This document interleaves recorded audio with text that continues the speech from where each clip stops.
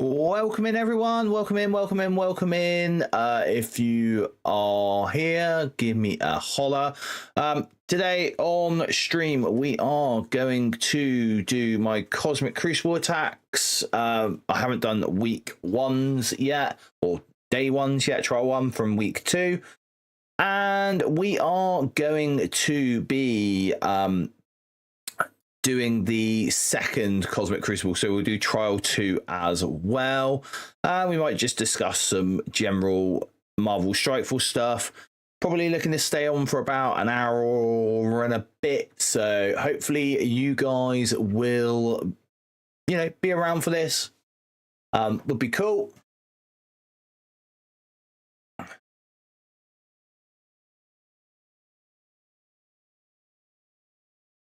So I think we need to sort of discuss a little bit, because video this week did pretty well, I think, in all honesty. Very clickbaity title, I know.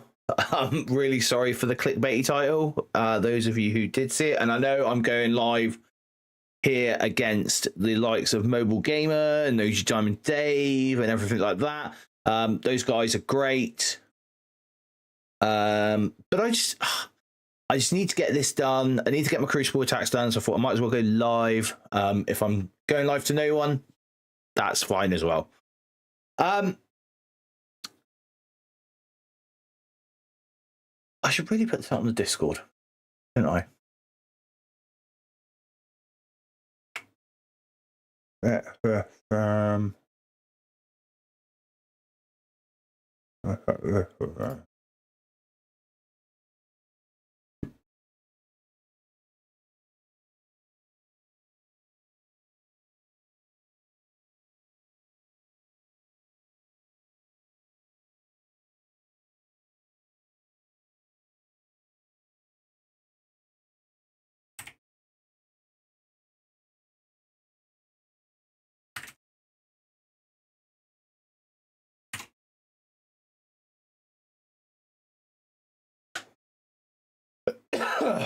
Oh.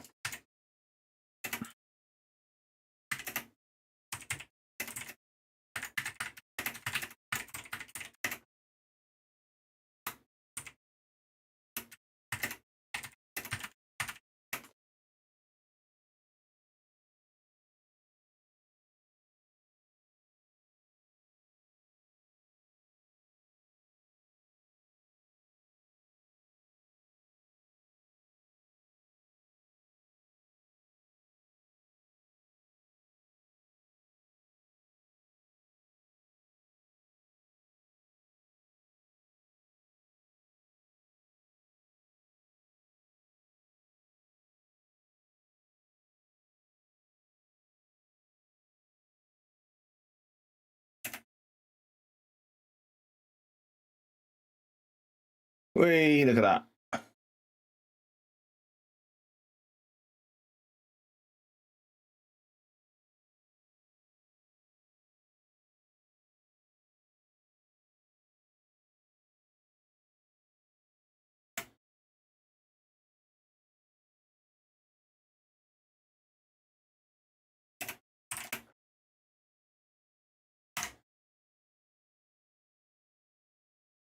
All right, there we go. All right, let's get back to some MSF, shall we? Okay. Get that into, not that one. Oh, that one. Get into full screen. Okay, so see if we do get anyone in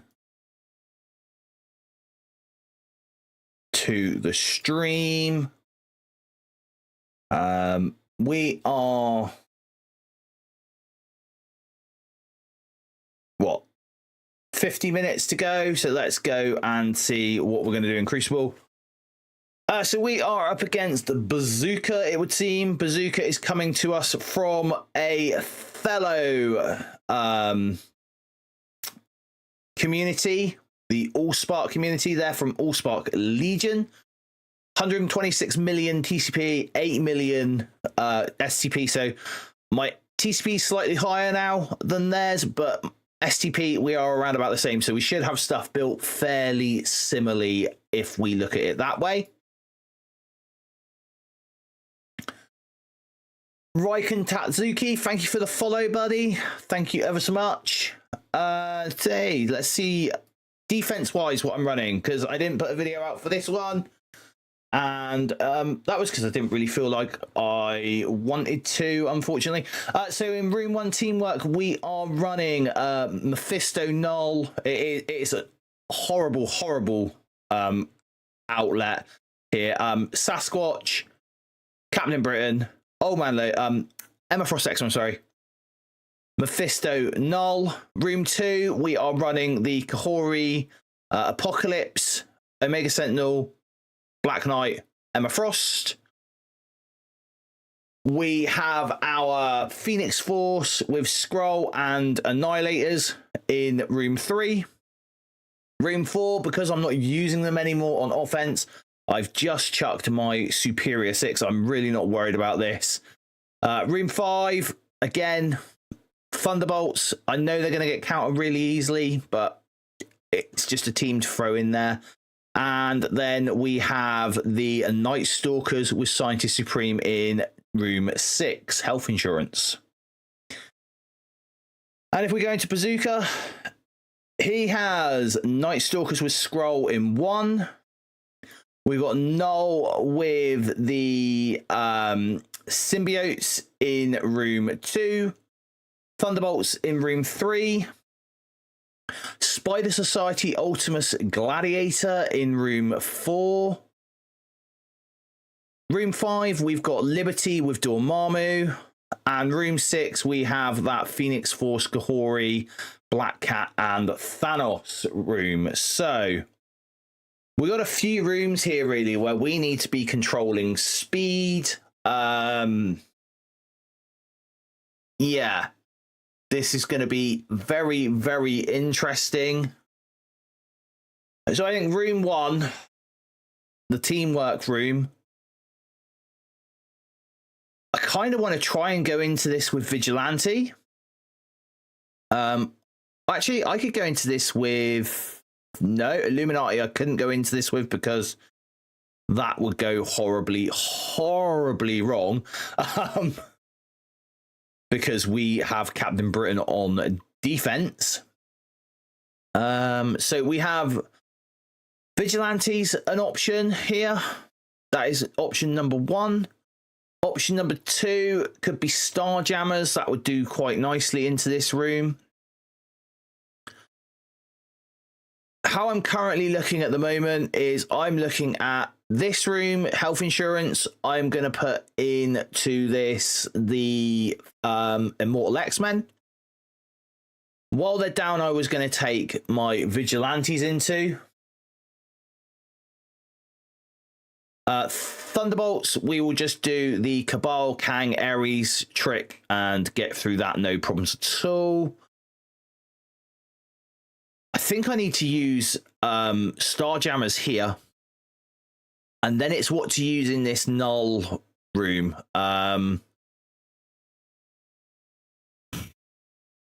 We might have to figure that out on the fly, I think, guys.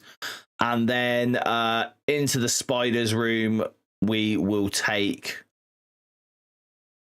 Again, this is something that I'm not sure. I might take, actually, some sort of Nightcrawler-esque room in here with Old Man Logan. We'll see about that.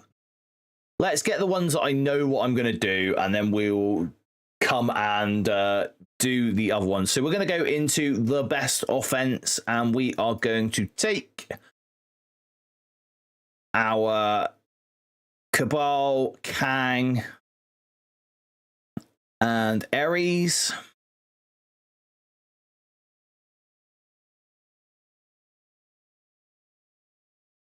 ISOs are cool. We're happy with this. It is a bit of a punch up here, but we should be able to deal with this. No issues whatsoever.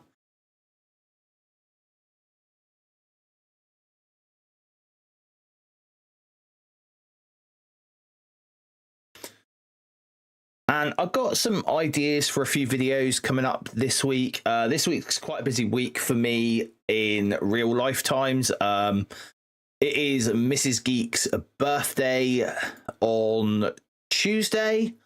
And so, hey, Clay, how's it going, buddy? Yeah, so it's Mrs. Geek's birthday on Tuesday, and it is my wedding anniversary on Wednesday. So apart from the event video on Monday, I'm looking to get some content made tomorrow so that I can post that up for you guys, and you'll have something for me on Tuesday and Wednesday, and then hopefully we will be back to fairly normal on Thursday. Which will be cool. This is going really, really simply, as I thought it would do. I do love this counter into this team. Get the stun there. There comes the assist, and there we go. Simple. How's the dishes going, Clay? Hopefully they are going quickly for you, buddy.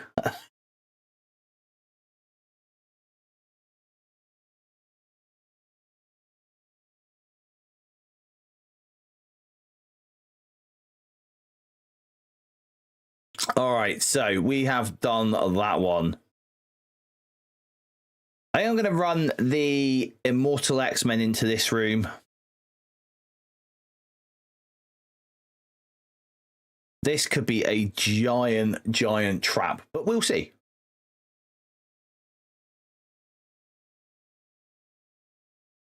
Punch cross effectively into this room. Happy with the ISOs. The Black Cat going early. We'll see.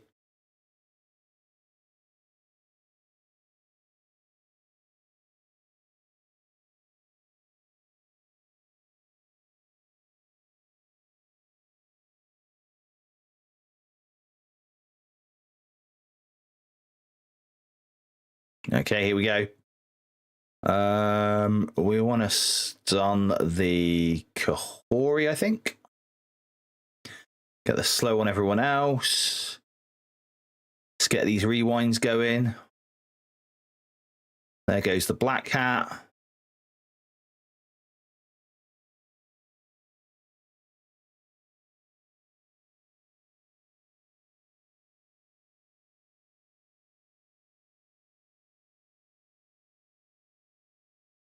Comes the rain.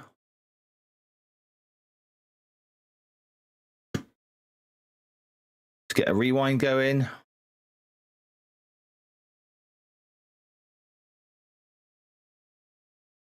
Whoa. Okay. Something happened to my storm there.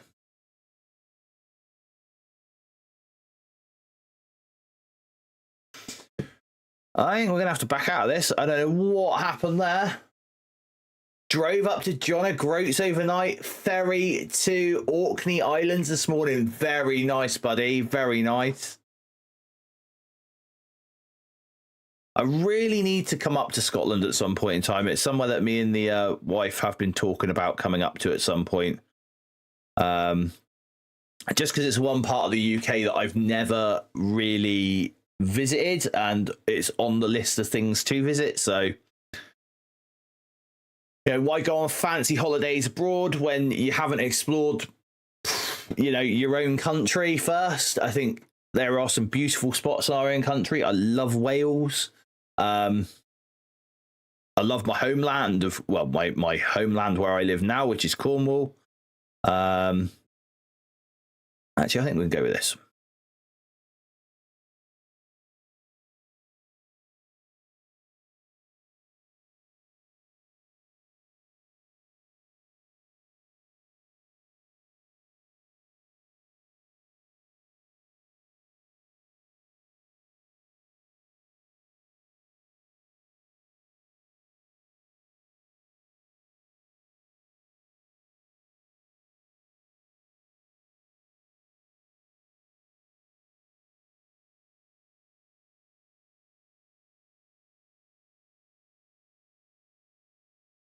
This is going better.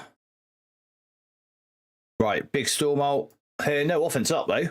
That's gonna hurt. We killed the Phoenix. She's there. Do I have time to do this? Possibly. Yeah, I do. Cool.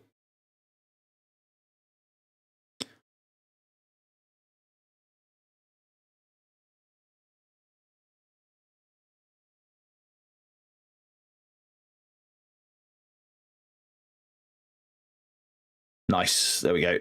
She's gone. Get a heal on. And there's the Thanos gone. Okay, cool. Whew. We played that wrong the first time around. I think the Omega Red Phoenix Force at Gear Tier 20 was just pulling a bit too much of the health steal there.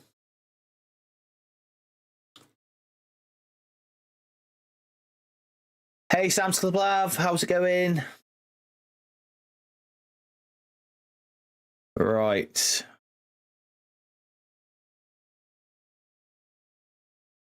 So we do have a curse to use as well, which we do need to use for the main sort of thing.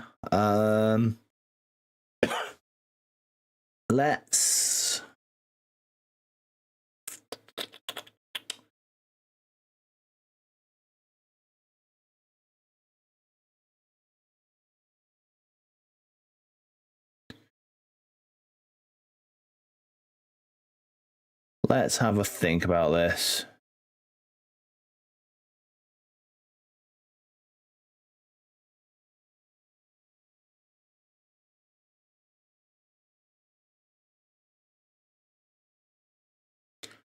So we've got most of Astral.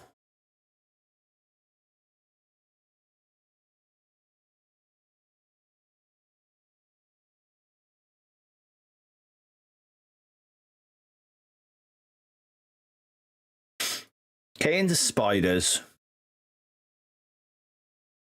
Into spiders. And I think what I'm going to throw into spiders, and I don't think I've got them saved in my Crucible tab. I think we'll just go for a huge old punch down here on spiders with the Liberty team. There's no rules that they're going to benefit from here. And I think it'll work pretty well. Let's give it a go.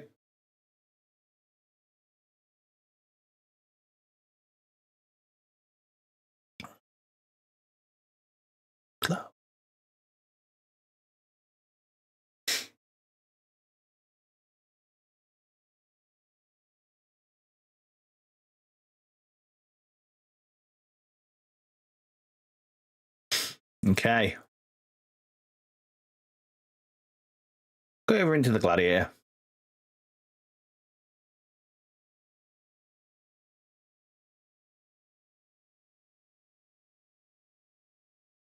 Get the slows out. Not that it does a lot. Oh, sorry about that, guys.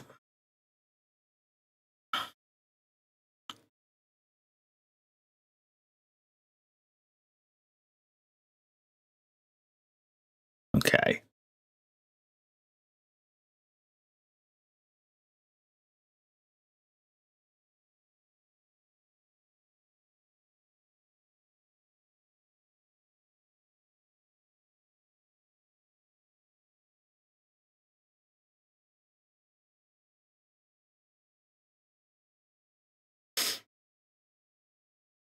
There's Ultimus gone.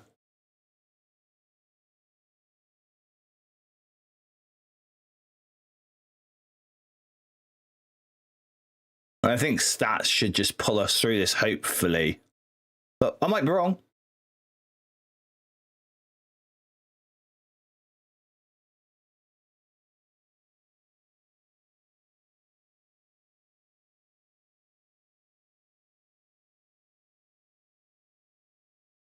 Good target there. No, that's not what I wanted. Let's go for the taunt.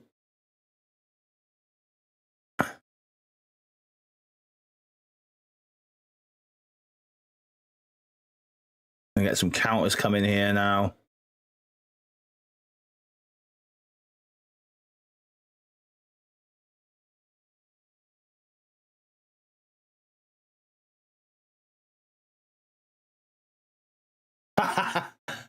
Hey Sam, yeah, no, that's cool, dude. An ISO 8 guide, that guide is probably a fair way out of date now, unfortunately.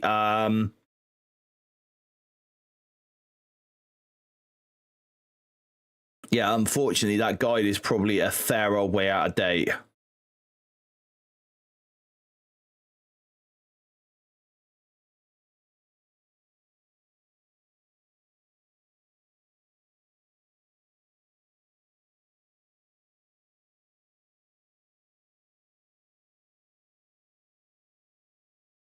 Okay, we're going to get out of that. I don't think that's going to go well.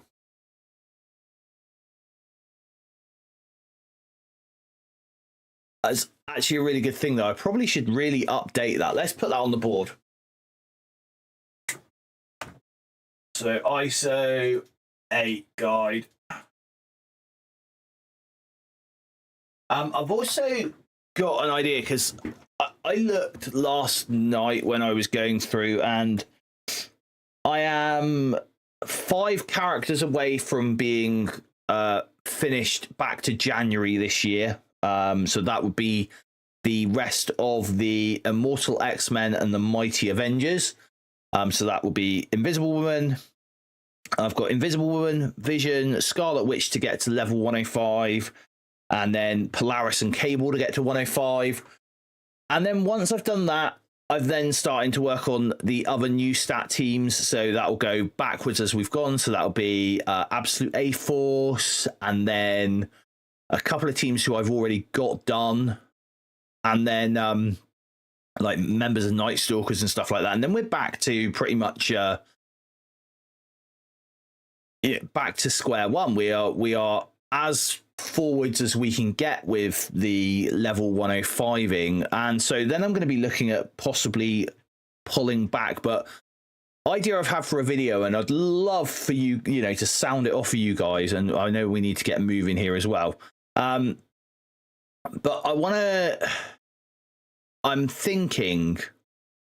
I am thinking about doing a video on like the top 10 or 20 characters who I'm going to dip back in my roster with to take to 105, because obviously we don't want to be dipping that back too far. That goes way against what we were originally going to do. Okay, let's get into this Night Stalkers here a second. Let's go get a bit of that feel good back. We won 2 rooms. Let's go and get a bit of the feel good back and win another room. So we're going to take Starjammers into this room right here.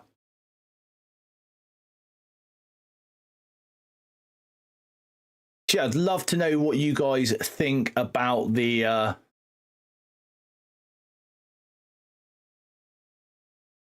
idea.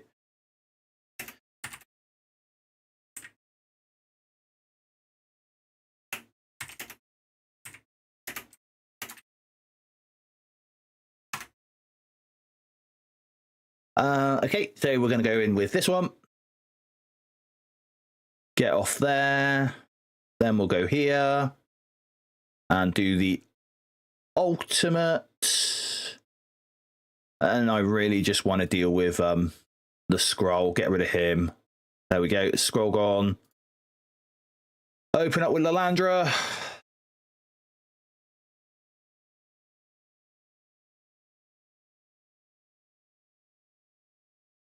There's Blade gone. She can do a basic.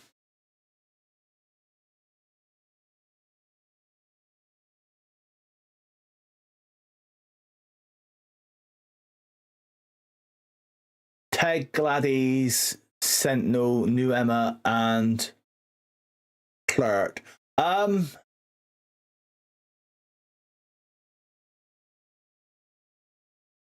Yeah, that's what I was thinking. Clay is a level 105 G20. Oh yeah, Sam. Yeah, Helverine, when built, is an absolute monster. In fact, I'll tell you something. We're going to do this now, live on stream. I know I've got 30 minutes left, and I'm stalling here. I'm stalling. But let's go and find my Helverine, because this is the next section for me. In the Chuck Hunt, and so I'm going to put my money where my mouth is here. I'm going to smack that upgrade button. I need to find my pen, because I need to write down this value so I can put it onto my spreadsheet. 4092000. Okay, right, cool. So I am going to take Helverine all the way up to gear tier 20 as part of my Chuck Hunt. And I'm stealing that from you, Clay, the Chuck Hunt. I love that terminology. Okay, let's get back to Crucible.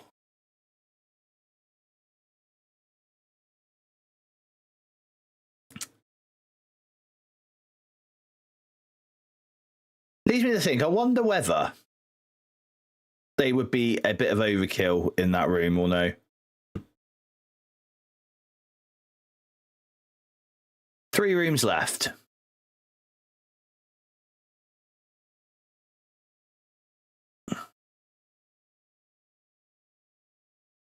And what we've got left, I've got Odin left.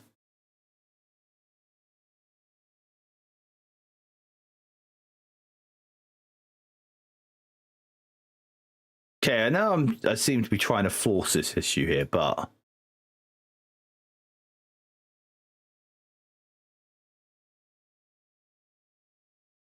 this is a hell of a punch down.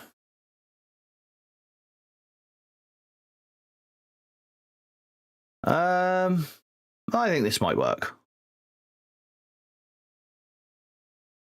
Yeah.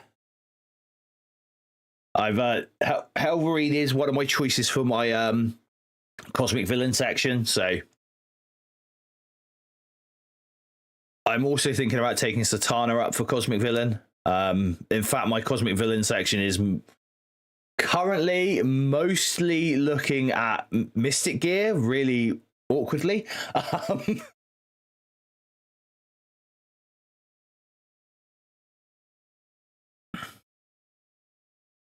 Oh, they're going to get going now, aren't they? Look, yeah.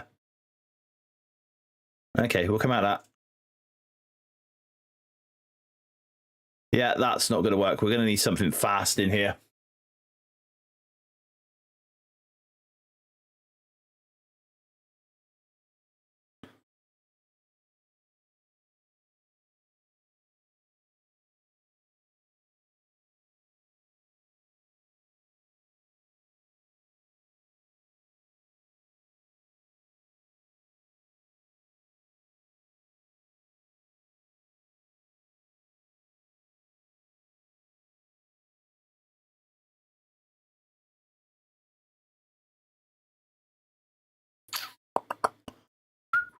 We need something fast, because these guys, when they're going, they're just getting ahead of us.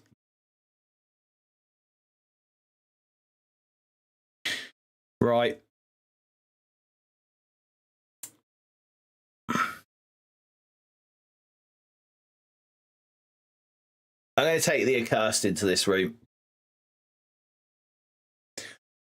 We are going to drop the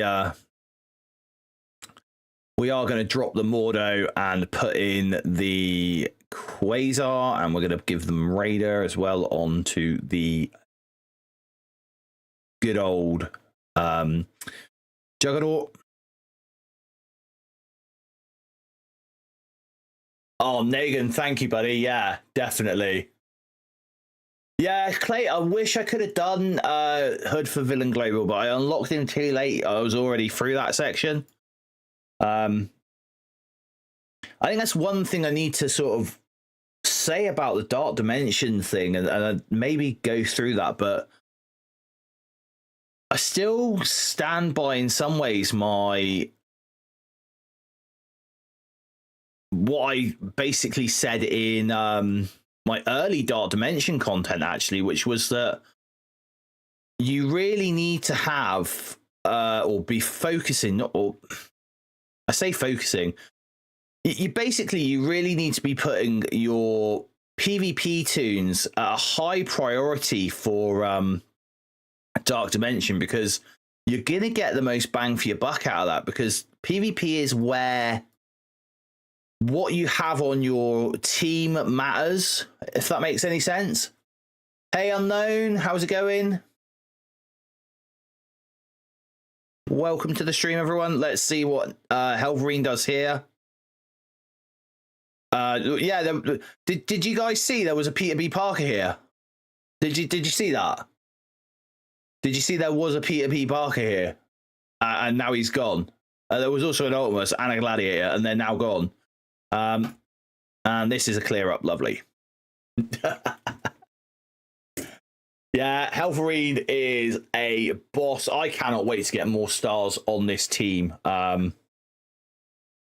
because they are something else when they're fully starred. I mean, I hang around some of the Kraken streamers like Diamond Dave and that, and if you haven't seen OG Diamond Dave, he is well worth checking out. Dinman, when he does stream, again, another great person who's well worth checking out. But those guys with their fully built sort of those guys with their fully built accursed, man, they take down Professor X teams. That's how good accursed are. Who are the remaining members of the Cosmic Villain section? So who I'm taking, Sam Skev? I'm going to be taking to the Cosmic Villain section myself.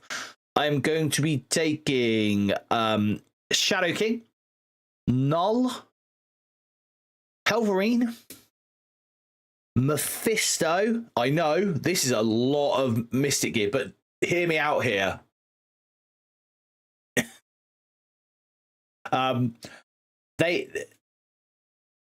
At this point in time, we're not racing for Professor X. Like, I can't get any more extra red stars on him. I've done what I could do as a free-to-play player in the event that they had for him.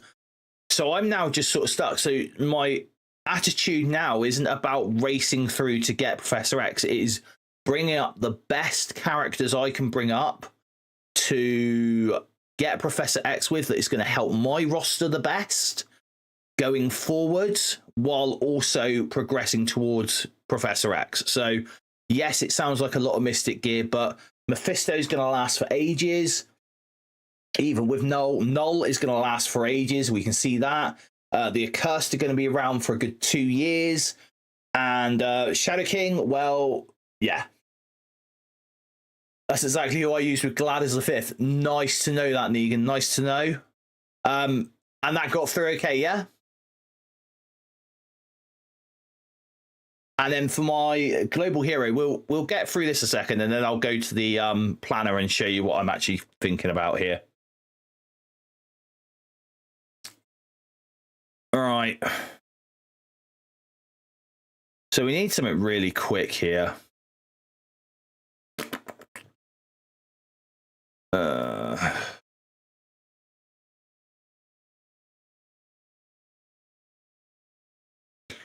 Stuff that's quick. Gore.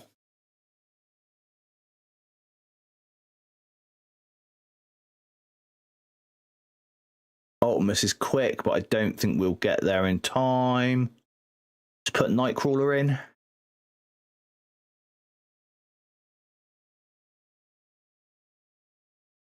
And then Odin, who isn't exactly quick, but yeah. Okay, let's give this a try. No resetting needed. Awesome. And then funnily enough, my Cosmic Hero section, I'm looking at doing the 3 new Fantastic Four members. Actually, that's all bio gear. You've got to take Lalandra, and then my final choice will probably be, because it makes it very easy to deal with, will be to do the Odin on that one, which again is, yes, more mystic, but right, hopefully that gets me a, yeah, nice. There we go. We are off to the races, guys. We are off to the races. I am very, very happy with this. I probably should have killed Thingy. Am I going to get my gore to go next?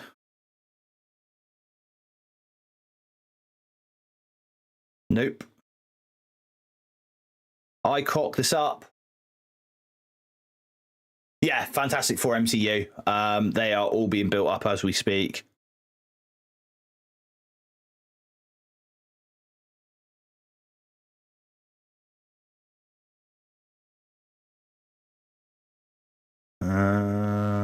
Okay, yeah, no, this is going awful. Right, let's quit that. We're gonna have one more try. Did Odin, Invisible Woman F4, Howard, Havoc, no problems with that either. It's a global villain. I went with Omega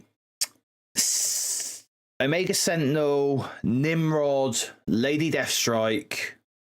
I went with Omega Red Phoenix Force, and I went with Agatha Harkness because I think I use my Night Stalkers quite a bit. I actually think that team that we used just now would work. I just need to get that Red Goblin down as well. But if I was doing the global villain section now, I would probably lean more into taking like the Hood. Certainly is one that I would lean into to do.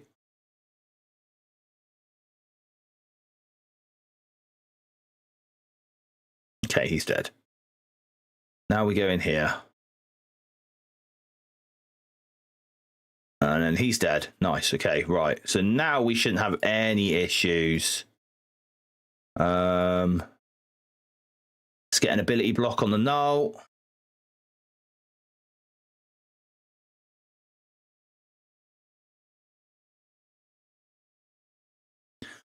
So notice yeah, no. So I would probably go down the route of Hood. Possibly would use the Cabal, in all honesty, if I was doing it again now. The thing I will say about taking the Orcus characters is that the global villain nodes, if I remember rightly from the JSON, they do have the raid buff on them. Obviously, this is something that you can't see, but they do have the raid buff on them. Yeah, Hood for global villain Windstorm is one of my thoughts, or was one of my thoughts.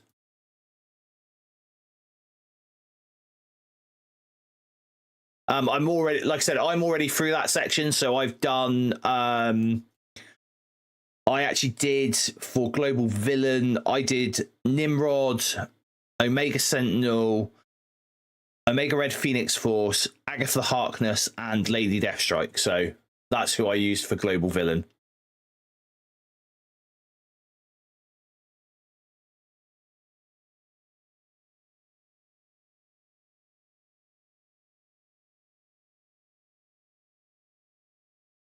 And good afternoon, Windstorm.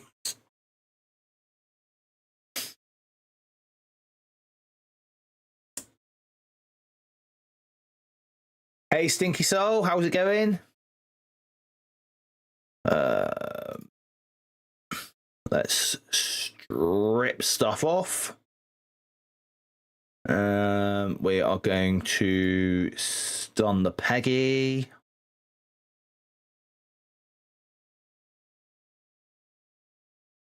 There goes Sam.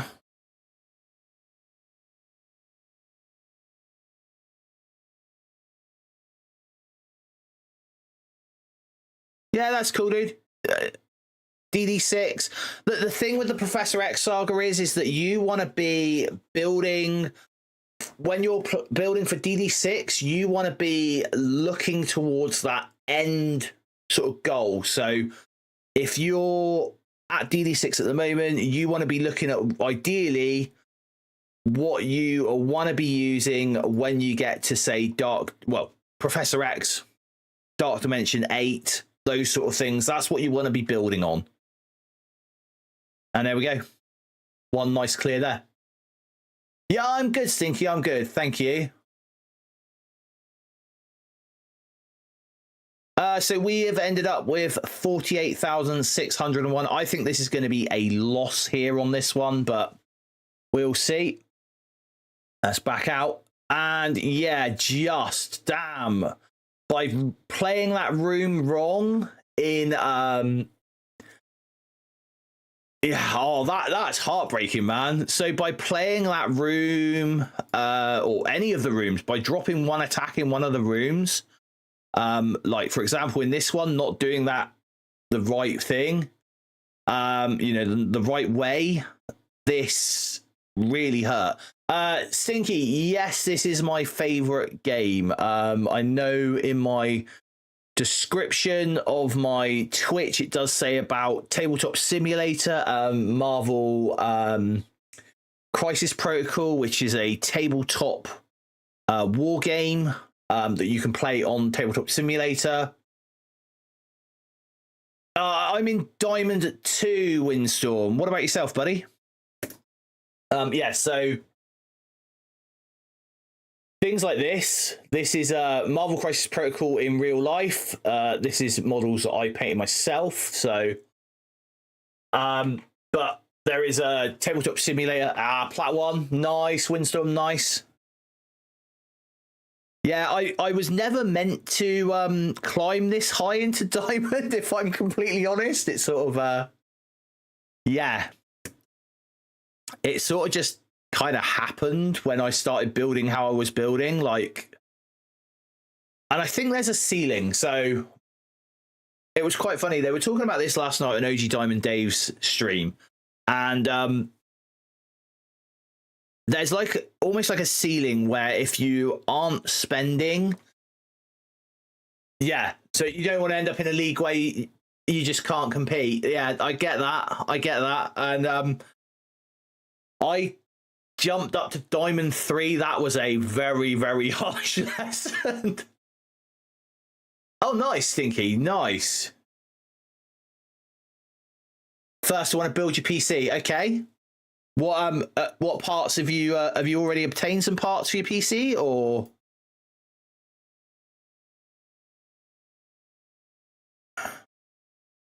So that should have added to our Cosmic Crucible with a curse. How are you guys doing on this event, the Alliance event? We, as our Alliance, we are up to milestone 15, so we should easily reach this one. But as I said in my event video on Tuesday, I don't think these accursed diamond orbs are going to be achievable by anyone at this point in time. Or certainly if you aren't a spender. Okay, let's claim this one. Get some rewards going.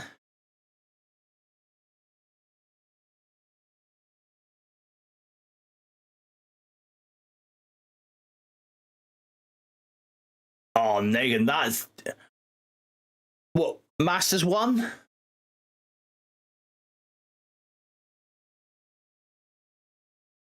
Because you've got Masters and then Grandmasters, isn't it? No,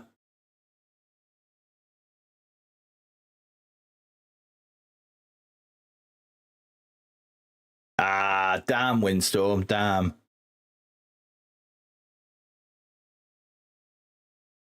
So what did my opponent use on us? Let's go and take a look at this for the last, well, not the last 11 minutes. So we've seen my attacks. We don't really need to look at that. Let's see what he did here. So into my room 1, he had to double tap it. So he bought Mephisto, Quasar, Emma, Old Man Logan, and Zuggernaut. That's a pretty big investment there. And only managed to take out the Sasquatch here. Then he brought in Vigilante, took out the Captain Britain. The Mephisto, Emma, and Noel still survived. and then brought in a hodgepodge with Apocalypse. So again, a fair investment here. Wow. So not bad. Yeah, so that's still going down to Immortal X-Men. Okay, but that is just an RNG check, though. I will say that is complete RNG check.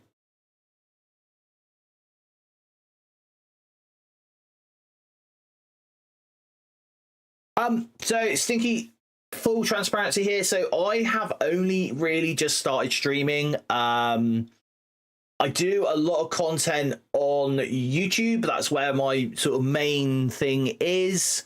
And I just started to want to do a little bit of streaming as and when I can. I can't really set any sort of schedule or anything like that because of family commitments, wife's working times, etc., etc. So, but that is in the pipeline. Obviously, everything takes time though. So, when you like building stream parts and stuff like that, that all those sort of scenes and everything like that, they all take time to build. And so, for example, today before I started this, I actually grabbed a really cool piece of a really cool app called streamer.bot, and that it has allowed me to get both the yeah, thank you, Windstorm. So I basically got this like I said, this streamer.bot, and this has allowed me to get both my Twitch chat and my YouTube chat in the same place for me to see. Obviously, once I've got this, or once I've done this, I will look at doing other things to do with this. So we've got the multi-streaming going. I got that set up the other day. Well, that was for my first stream. I've now got the multi sort of chat that I can see, so I can obviously talk to everyone because I do only have my 2 screens here in front of me. Yeah, that'd be cool, Stinky. So I live in basically central Cornwall. I am inland. I'm near the moors, but I have a beach pretty much a half-hour drive away from me in every direction. So it's pretty cool. It's a pretty good place to stay, or pretty good place to live. Really good connections onto our main roads to get, you know, further forwards. That'd be awesome. So into the Phoenix Force room, they used Illuminati with Odin. Gated 20 Odin as well. They tried to mirror my Superior 6 and with the Superior 6, because in all honesty, if you were building Superior 6, oh yeah, definitely, yeah. Definitely green all year round. Weather down here is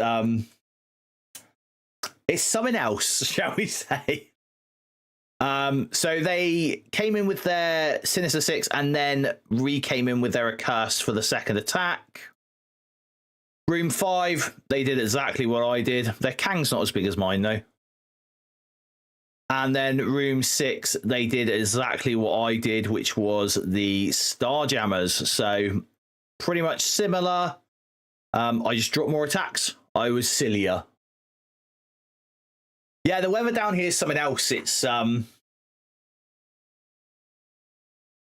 it can be really hot one minute and then absolutely torrential rain the next. It's pretty much similar in most parts of the UK, to be fair, but here, yeah.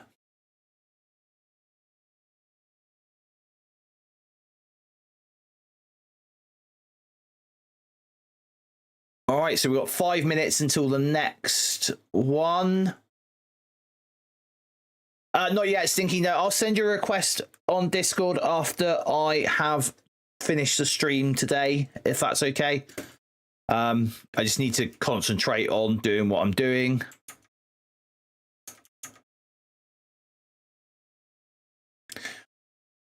All right, so we are...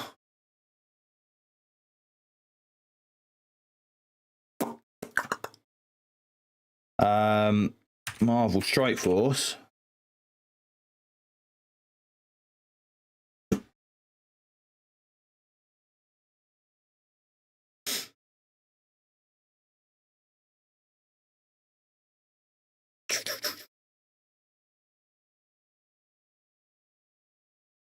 Now, if you guys didn't know about this, there is, for any of you that don't,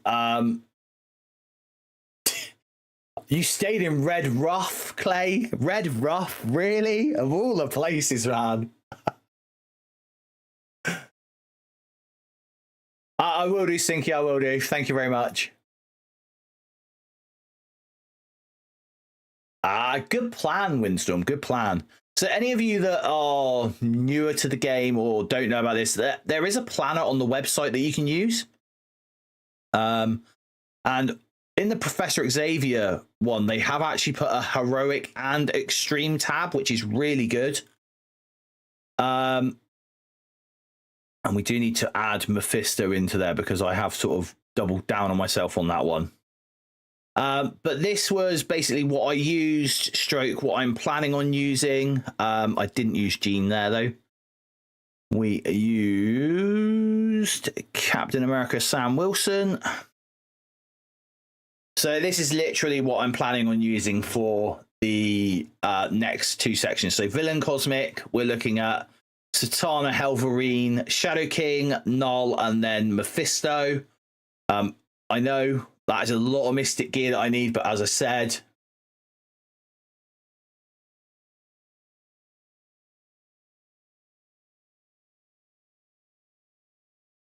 I'm one character off the... Well, I'm not one character off because we don't have Franklin yet, but I think this this Fantastic Four MCU team is going to be absolutely great.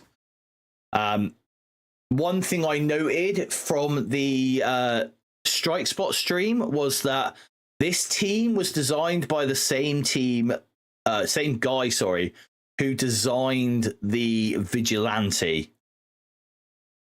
And if the Vigilante are anything to go by, guys, this team's going to rock. Seriously. I mean, this team is going to be around for a long, long time. I think Vigilante is going to be around for a long, long time. Oh, 100%. If you're going for Gear 20 and you have bio gear available, I would first save it for Franklin. Franklin is going to be your #1 plug and play anywhere character in the game. So save your Gear 20 for Franklin. Next person in line, though, to get your Gear 20 gear will be Sue. She is an absolute monster. And then thirdly, if you want to and you're just interested in taking the newer characters, then obviously Reed is the next one you would go for.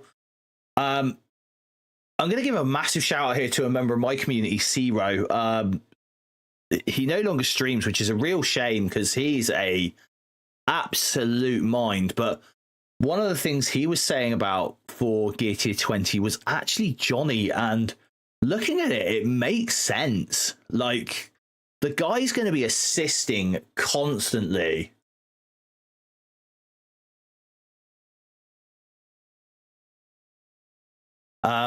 You know, Johnny is going to be assisting constantly. He is going to be doing high damage. So a Gear Tier 20 Johnny Storm is going to be something else, I think. You have a Tier 20 Johnny. Nice. Yeah, Human Torch, Sam. Human Torch. We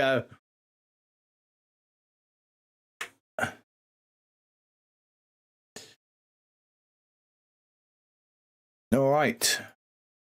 So we are 1 minute away from the Cosmic Crucible reset. I think I've done everything else at the minute.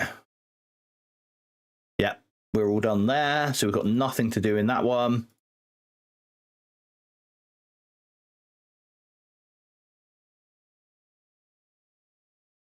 Yeah, I got that side warrior. Johnny for CC and Thing for War. Yeah.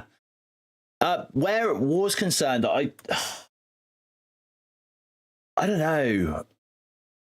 I think for me, I'm going to be using the Fantastic Four as a team in War together. And that might not be their best use because I know that the Thing, putting him into the new Avengers with, if you've built them, so if you're like a Kraken player and you've built new Avengers big, I'm talking like get it 18 on all the other new Avenger characters, and then Thing at G19, G20, level 105. That has transformed the new Avengers team and brought them back into the meta again in Alliance War. So for me, it's probably going to be a big no-no. We could just take a look at my new Avengers. So I've got Tigra at level 95, G18. I've got Ronin at 85, G16, but I'm not going to go back and build these guys up. No way. No way. But how? Yeah, exactly. That's what I'm thinking. Getting 19 thing on Avengers should fully nullify things there. Okay, so we've got Trial 2 in progress. Let's collect our energy a minute. And let's go and see what Trial 2 is all about. So we lost that one. So we're in the 1 and or 0 and 1 bracket. We're against Urban GQ this time around. Let's see where they are from. They are from C137 Earth Dimension. Bigger TCP than me. They were last active 50 minutes ago, so they're not going to be on. So we're not going to be able to see what their score is, but I will update you guys. One thing I want to mention, and I don't know if you guys picked this up from my videos that I did, or if you've picked this up from any other streamers. No problems, Windstorm. Thank you very much, buddy. Have a lovely lunch. One thing I don't know if you guys have or know about here, but this TCP, this means absolutely nothing. When it comes to competitiveness, all this measures is how wide their roster is. Hey, Canderous, how is it going, buddy? Nice to see you on the stream. Thank you for joining me. STP, this is where it is all at. 8,005,789. If we look at my STP is around the same. So we are going to be very similar where builds are concerned. What you need to look at also is the total characters collected part here, because that will tell you whether they are further ahead than you or not. And that is basically everything you need to look at. So TCP, brilliant, but it's like a figure that can be massively inflated. You see the Krakens and that with those like 200-300 million TCP, and a lot of that is because they've got older teams that they have built like going backwards, and so that bumps their TCP up. Yeah, mate. Yeah, no, we've only done one round of Crucible. This is the second round of Crucible. We're going to get this one done, and then yeah, maybe just hang out for another sort of till 10 o'clock, and then I will be gone, or 10 o'clock my time, so whatever time that is for you guys. So let's go into Urban GQ and see what they got. Thunderbolts in room 1. Okay, cool. Orcus in room 2. Liberty in room 3. Okay. Right, so this player is full on offense. They have nothing on defense. This isn't going to cause any issues. They are full on offense here. So let's go into this, and we are going to start off with our usual into Thunderbolts. Is that Cabal team with Ares?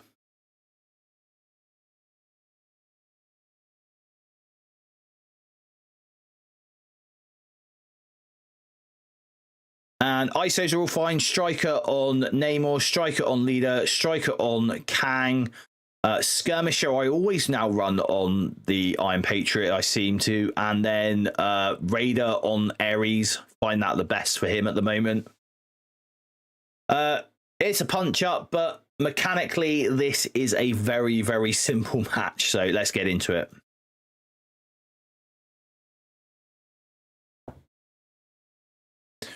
I have a knock at the door. Night, buddy. All right. Yeah. This is my little dude. Good night, mate.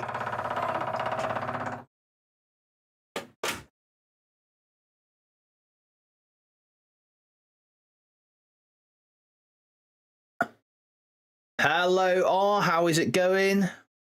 Good to have you in the stream.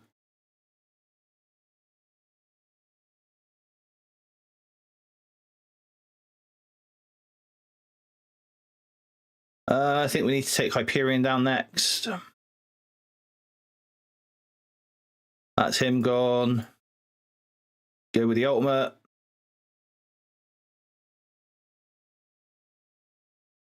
And then last but not least, done. Thank you, R. Thank you. Good luck yourself, buddy. What league are you in?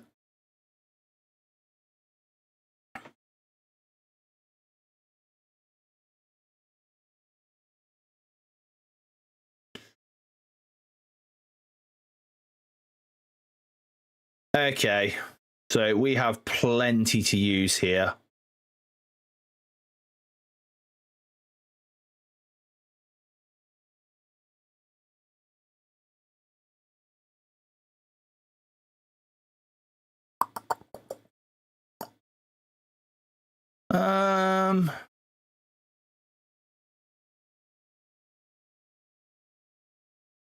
Let's go into Solar Annihilation.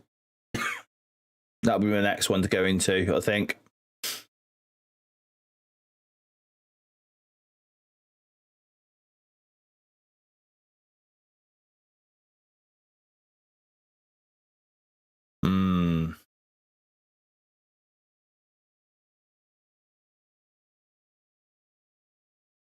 Quasar's quite quick. Gore's quite quick.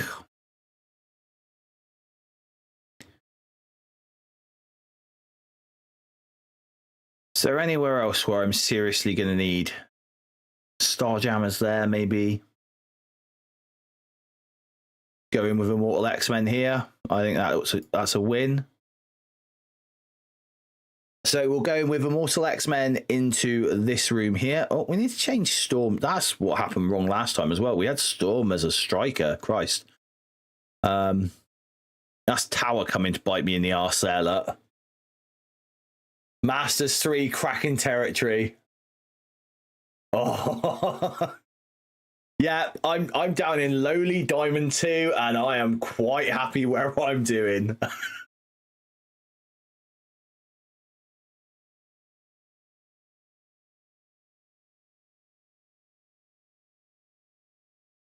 So are you a spender or are you light spender, free to play? What bucket would you put yourself in, buddy? just out of interest, really. We're gonna stun the Quasar. Let's get some rewinding going.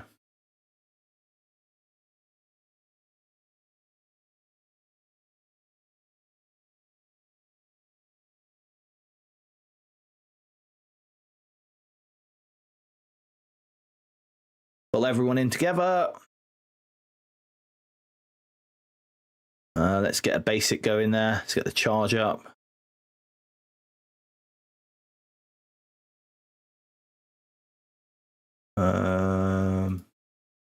Just go for a blast in the middle there.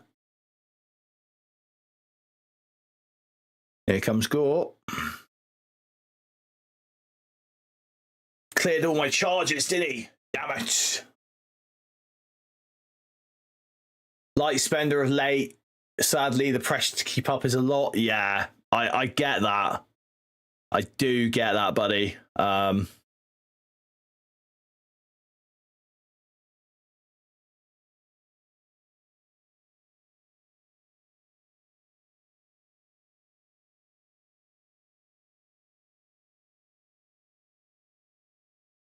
This Thanos doesn't want to go down. There we go. All right, let's see if this Gladiator doesn't solo us. I've got to admit, that's why I'm quite happy staying in Diamond 2. Or Diamond 3 at the most. I think it'd just get too much if I tried to go and do anything in Masters. And I really don't want to be spending on the game. Like, as much as I love the game and I love playing the game, I don't know.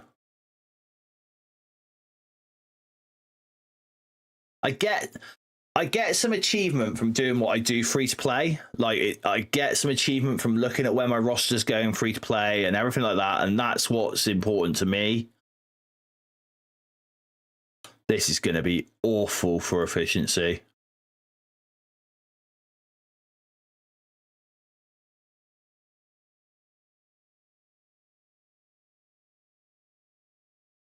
All right, let's see if this works now.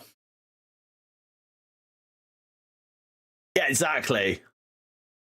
Like, I'll be honest with you, like right now, the only places I feel like I would, if I was going to spend any money right now, it would be on an offer for a leaderboard. If I was going to spend money, I'm not saying that I'm going to spend money on this game because it would take a lot for me to spend money on this game, but leaderboards currently, that would be pretty much my only my only thing. Missed my global hero choices, Clay. It was the 4 from Liberty, actually. So I took Falcon Joaquin, Peggy Carter, Patriot, Captain Sam, and then I took in Emma Frost, the new Emma, for global hero. Okay, so a rather slow one shot there on Solar Annihilation. Pretty poor, even if I do say so myself. Let's go and clear out this superior Sinister 6 room. You are welcome, Clay. You're welcome, buddy.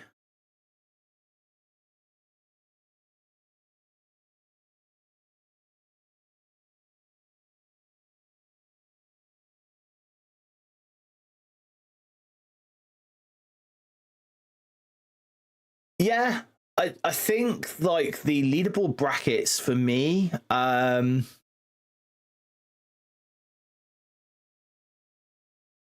don't know if I could say it's in the right place because I kind of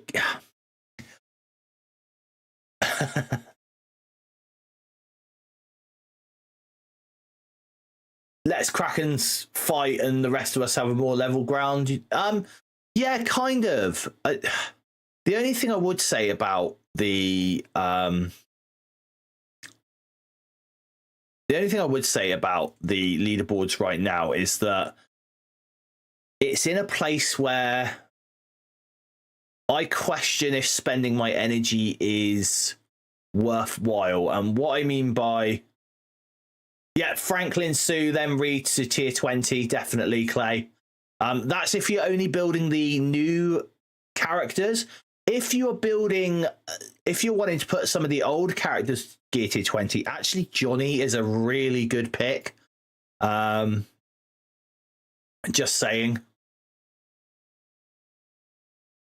Okay, we need to clear this as well as possible, really. Sure, a little fun.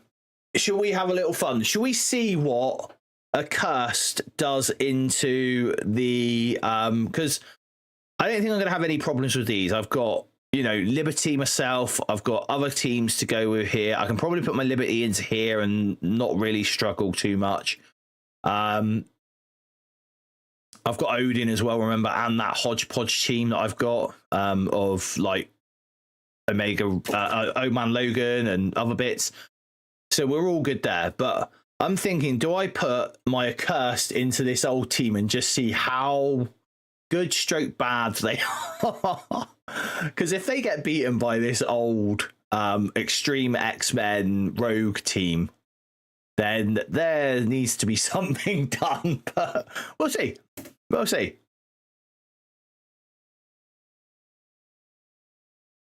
So again, we're going to drop Mordo because he's pretty much the drop. And then we'll put in Quasar. Yeah, that's what I mean. Extreme X-Men can kick my butt. Like, it shouldn't, though. In this scenario, with a brand new Cosmic Crucible team, really, and in their own game mode, Cosmic Crucible, I know you've got Rogue here, who is Cosmic Crucible, you know, Cosmic Crucible character, and you've got Gambit here, who's a Cosmic Crucible character.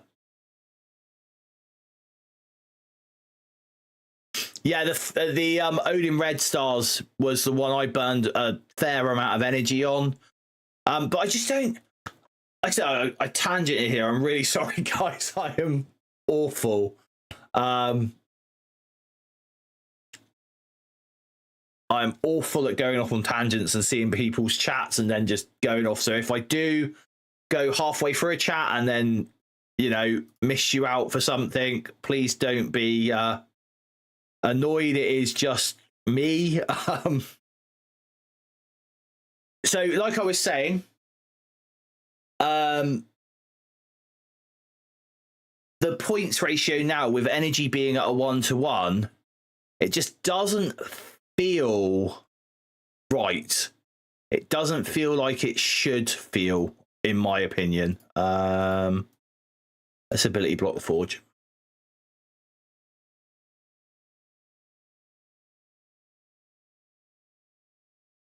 Okay, big Helverine here. This should kill them all. This should kill them all. No, look at that. That is a level 105 gear tier 20. So that isn't just one level of overpower. That is 2 levels of overpower here against Forge, who was like, you know, Forge, who was sort of like nearly on full life. Okay. Rogue, who was on a bit. Gambit, yeah, he was on full life, but Christ, that ulti should have took them out. Didn't. Like, seriously.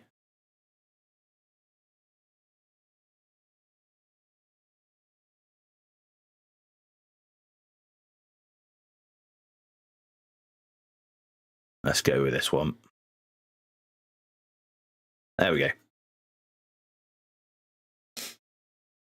Yeah, the spending 600 energy a day, and you know, if you go down the route that I say about and spending your 1108 energy a day that you get, yeah, thank you.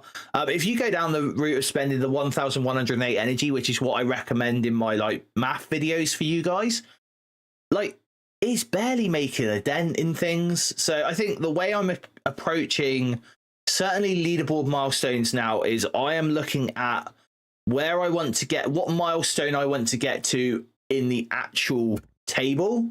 So where I want to get to there.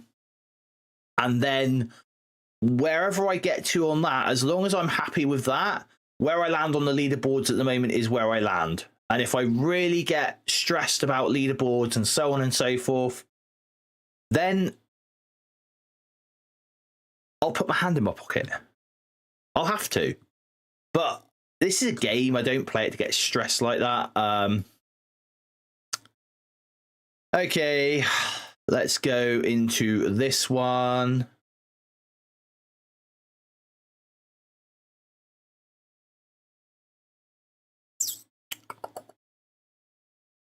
We'll just take Vigilante in.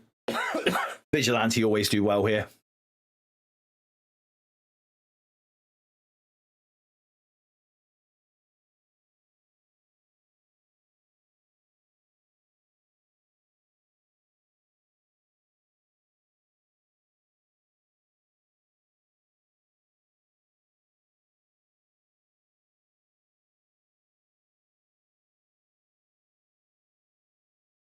I'll strip all that off. Then we'll go something different this time. We will stun the Patriot.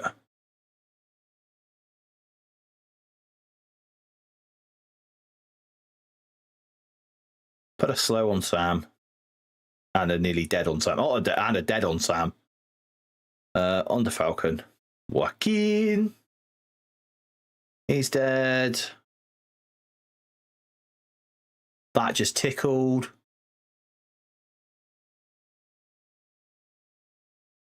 Let's try and kill Peggy.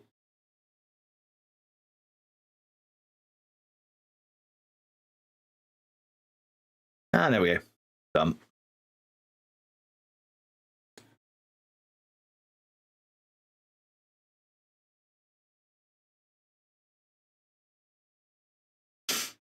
So the plan is, obviously, this is my second stream. I'm going to be trying to stream as and when I can, as I've said, but I will try and add some more like things, channel points, those sort of things for those of you on Twitch, for those of you on YouTube. I'll try and add some like emotes and stuff like that as well, if they've got them on there, which I'm pretty sure they do. And we'll go from there. Hopefully that will be good for everyone.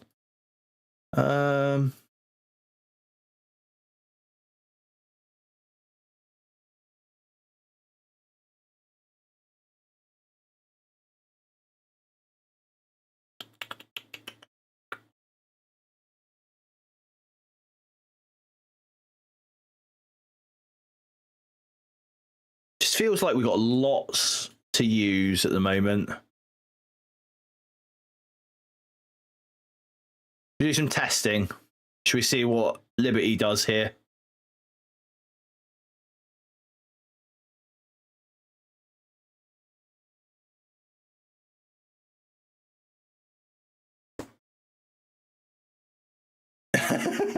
Thank you, R.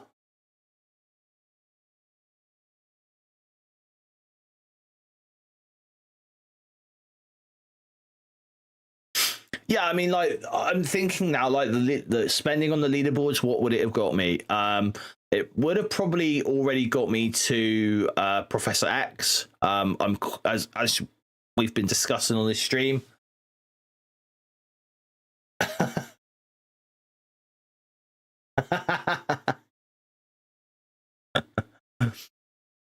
Play it's fine. Watching it live here. YouTube will pay me for the VODs and stuff like that. That's like the main thing. Oh, okay. Well, we want to kill the person who revives people. That's a thing. We don't want them sticking around, do we?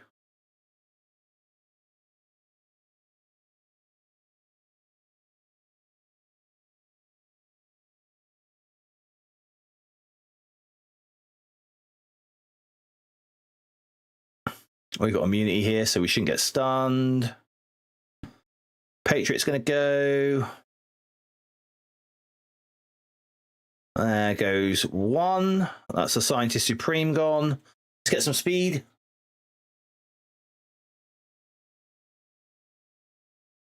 So for watching, I don't think there's any platform that's going to give me any real benefit in money wise. In all honesty, the thing about YouTube is that I'm already on there, so I'm discoverable. That's the main sort of thing for YouTube, is the discoverability of YouTube.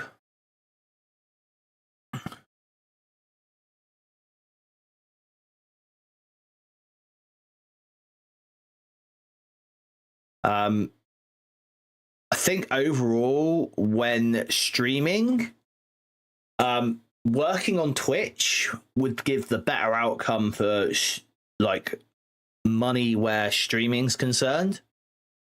But as Clay will tell you, I am, though I love doing the content and stuff like that, I'm not in this for money. 5158, lovely. 50,158. I'll take that. All one shots, nice and clean. I do all the content because I enjoy doing it for you guys. I enjoy making the content. I love putting my craft in YouTube to the test. Always trying to change things up. Constantly trying to evolve my content on YouTube. I in fact was going to put a Cosmic Crucible video out last week, but I wanted to try something different and just wanted to try something different where that's concerned. So I wanted to do like a almost storyboard based Cosmic Crucible video,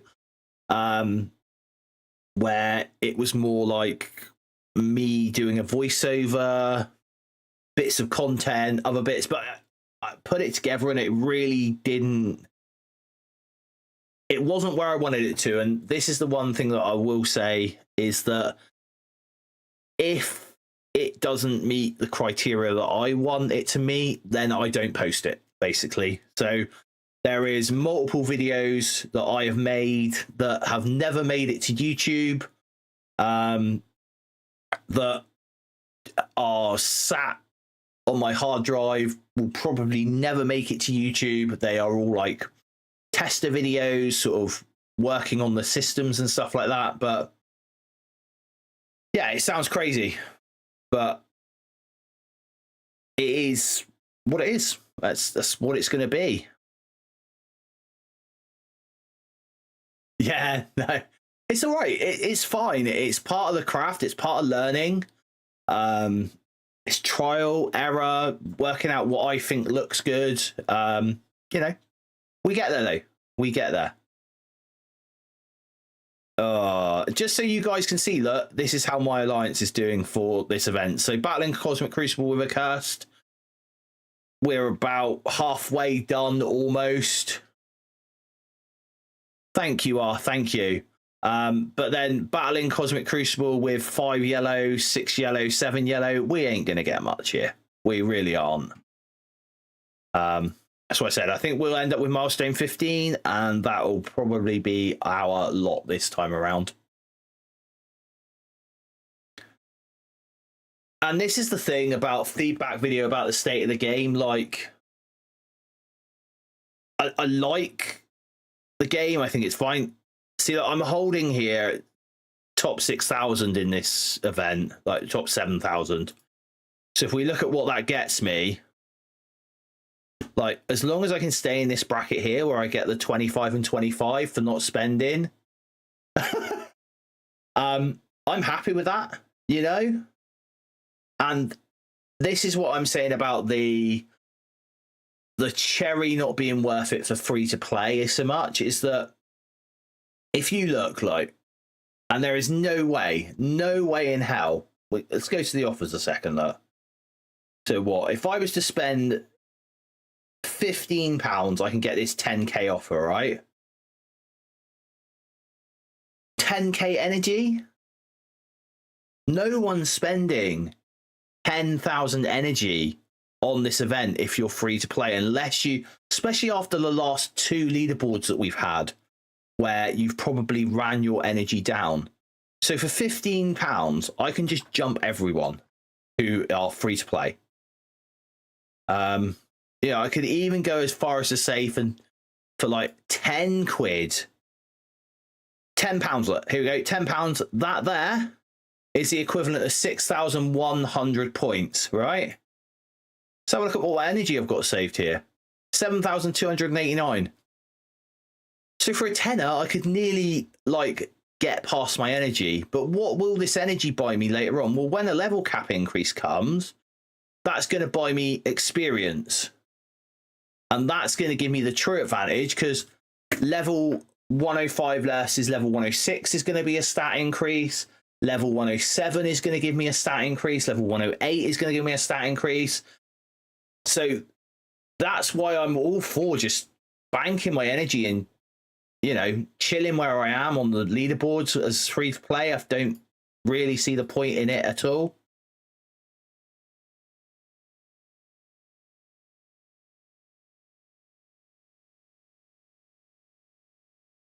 Yeah, exactly. Yeah, you get diminishing returns once you use up all the golden training orb nodes.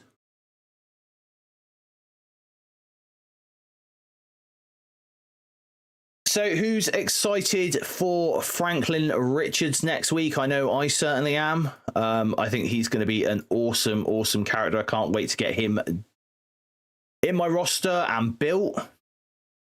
And he'll be another one that I take right to level 105.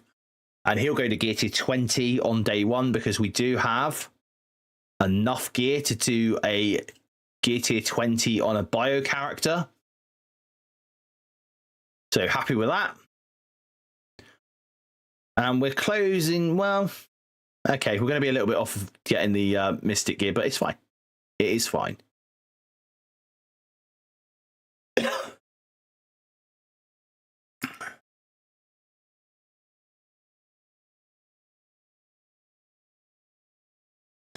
Looking forward to when Battle World returns and we get our 7 yellow null.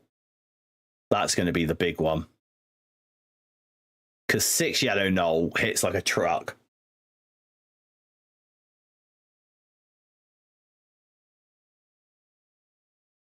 Yeah, I'd agree with that, R. Although, character-wise, isn't as bad. Let's go to my...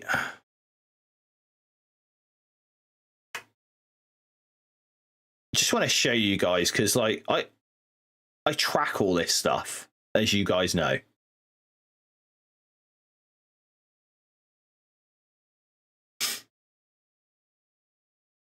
Thank you for the follow, Mr. Freakzilla. Thank you, thank you.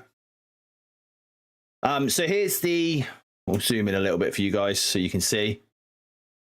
So here is the character release schedule for 2025. Oh man, 354 million TCP. Good luck, R. Good luck. I'm guessing they've got Professor X as well.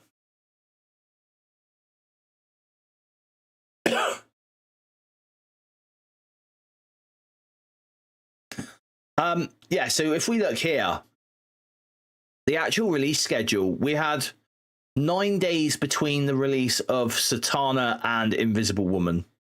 But then we had 12 days for Mr. Fantastic and 10 days for Franklin Richards. So if we go across here, if you're paying for the characters or you're coring them,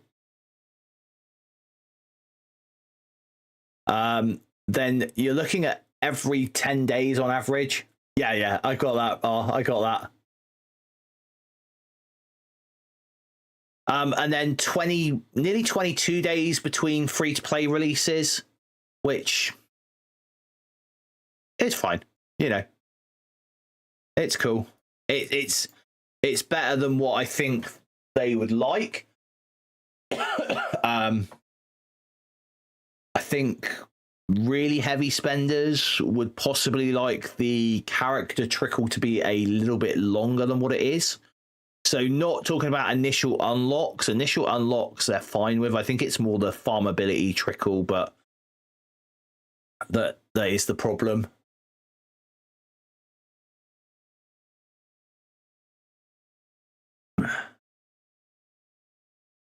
But yeah, so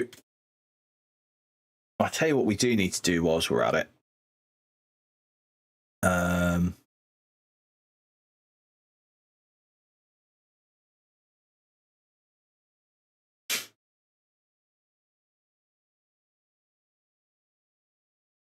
Let's just go, and I don't know if any of you have looked at the data mines recently. I've not done data mines for ages, actually, but let's pop to Boilon's Discord server a second and have a look at the data mines a second, see what's going on in the game. You can see when I last checked, actually, Boilon's data mines, it's a fair while ago. So Blastar,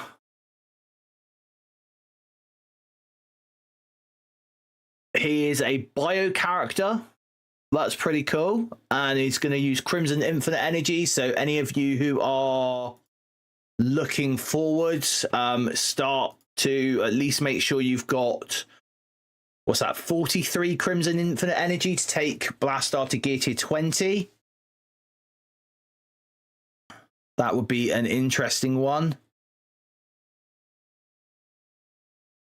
What events have we got coming? Okay, so coming soon, Multiversal Force, earn Invisible Woman MCU shards.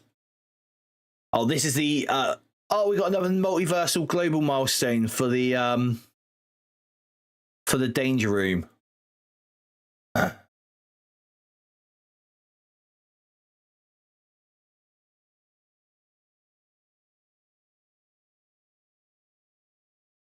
Yes, Clay Odin.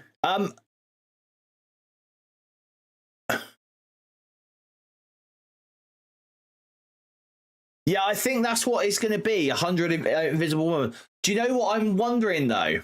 And this is quite interesting. So the last time we had an event like this was I'm trying to think. It wasn't Satana, was it? Satana was from the command center. It was for Victoria Hand. Yes, Windstorm, it is a Fantastic Four themed Danger Room. I don't know if you saw, but in the, I know there's, I'm guessing you guys watch Boilon and stuff, but yeah, not talking about the first Danger Room. I'm talking about, so the first multiversal sort of global milestone we had, where Danger Room was included, I believe, was the Victoria Hand global milestone that we had. And if you remember what happened in that Victoria Hand global milestone, we crushed that milestone and we got those diamonds for Juggernaut and Mordo. Now I'm wondering, with Invisible Woman MCU, we know like this is coming next week, or not next week, week after next, apparently, when this Danger Room comes around.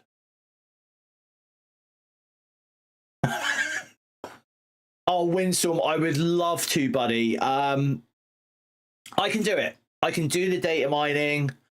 It isn't hard to do the data mining like that, especially this stuff that Boilon's doing here. The other stuff, so let's go up a bit further. This stuff, this is looking at the asset files, and that is hard to do. The asset files are really, really, really difficult. I actually think as well, going over his video that he said about with the assets for Annihilus and, oh, will he have a kit? And that kit will probably need to be changed. I actually think that this, yes, they've got the abilities here, and I think the abilities they will reuse, and this avatar, obviously, they will reuse in the future when they do release Annihilus as a boss and as a playable character. As a playable character. But I think this is going to be very much like Well, I actually think it's not for the Battle World version of him. I think it's going to be for. I don't know if you saw the video, but part of the, I think it the Fantastic Four one or one of them, you actually are going to be fighting against Quasar.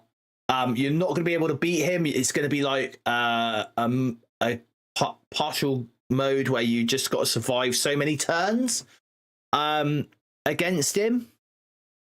And they said this in the Strike Spot.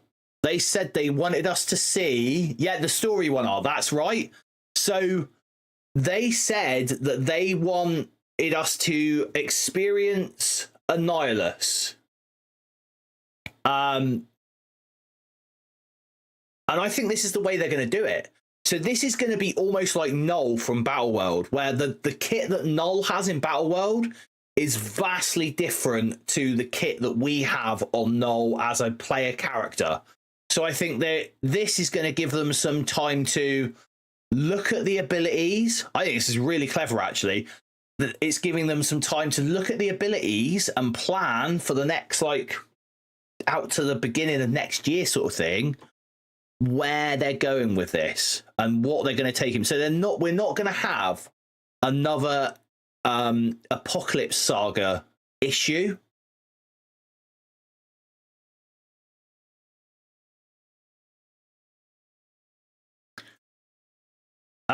So we've got the Rally the Hood, which we're doing at the moment.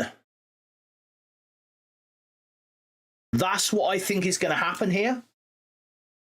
Now, I'll eat my words if it's wrong, but I'm happy to stand by what I'm saying. But I reckon that is what they're doing here. So we're going to get this guy as a boss that we're going to face going forwards.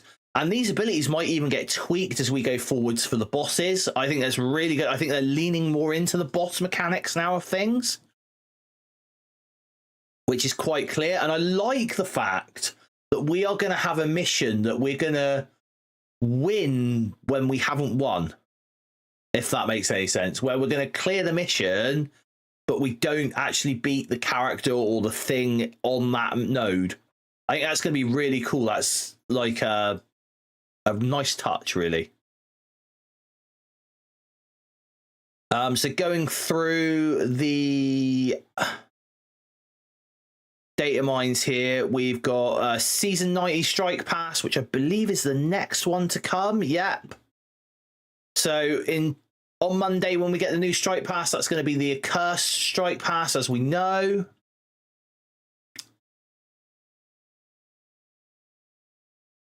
We've got the Baxter building coming up, which is battling up the tower. So that's the Fantastic Four MCU. And in the command center, I think it was in... They've taken it off now, but somewhere in here, there was to earn... I want to say it was the unstable cells. It said Arena, Battle Lab, and Baxter building earlier on in the week. So I'm going to say that there is going to be some unstable cells or something in the Baxter building when that comes around. But hopefully we'll be all like, we'll all be at the position where we can be there.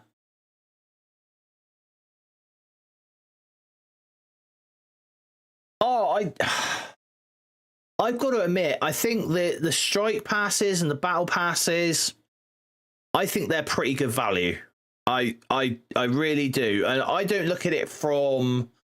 The Gear to 20 stuff's awesome. Look, like you're getting 20 pieces of Mystic Gear here, 20 pieces of Mystic Gear here. But I think for me, where the Battle Pass for me is a big thing, and obviously it would have diminishing... I think it's got diminishing returns. I think if you are someone like me who is free to play and you were to buy a Battle Pass, this has some insane value. So to start off with, you're going to get more shards of the character, the featured character.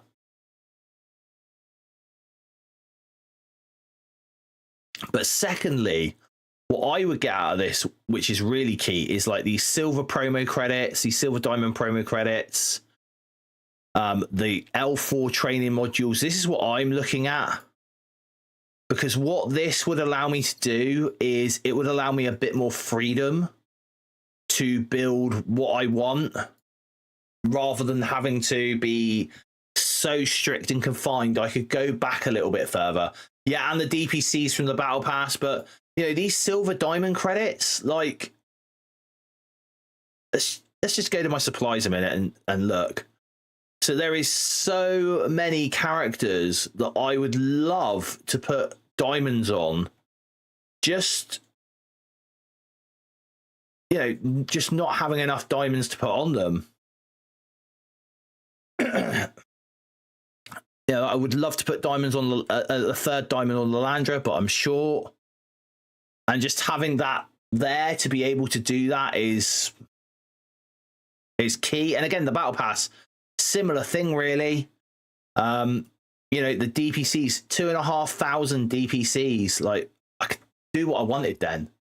And I think this is the problem that a lot of content creators don't see, is that if they've bought like these battle passes for, like, you know, let's say you've bought battle passes for a year, you've had all these resources extra for a whole year, which has allowed you to build up different characters. It's allowed you to have the freedom to put, you know, red stars on characters with the DPCs.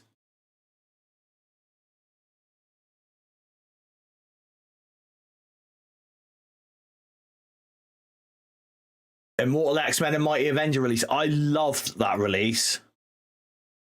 That was one of my final releases as an envoy, that was, which was a bit of a shame, but yeah. We're well, not as an envoy. I don't think I was an envoy then, was I? No, I wasn't. No, I was officially a non-voy.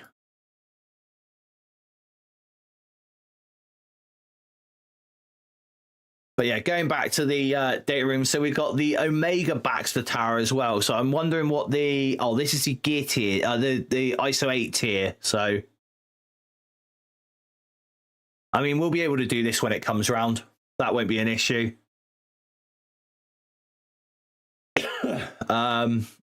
More hood rises, which we've seen already. I like these fun buffs. On spawn, Quasar gains 50% damage, 45% assist chance, and the following effects for 2 turns: speed up and safeguard. That's quite cool. When a Fantastic Four MCU character is attacked, Human Torch gains 20% speed bar. That is going to be so clutch. Oh my god. And then Grim Determination with him gaining Taunt for 1 turn with the thing. I don't think I want that. And then on spawn, Mr. Fantastic and Mr. Fantastic MCU gain a 50% dodge chance. And again, like, I know this...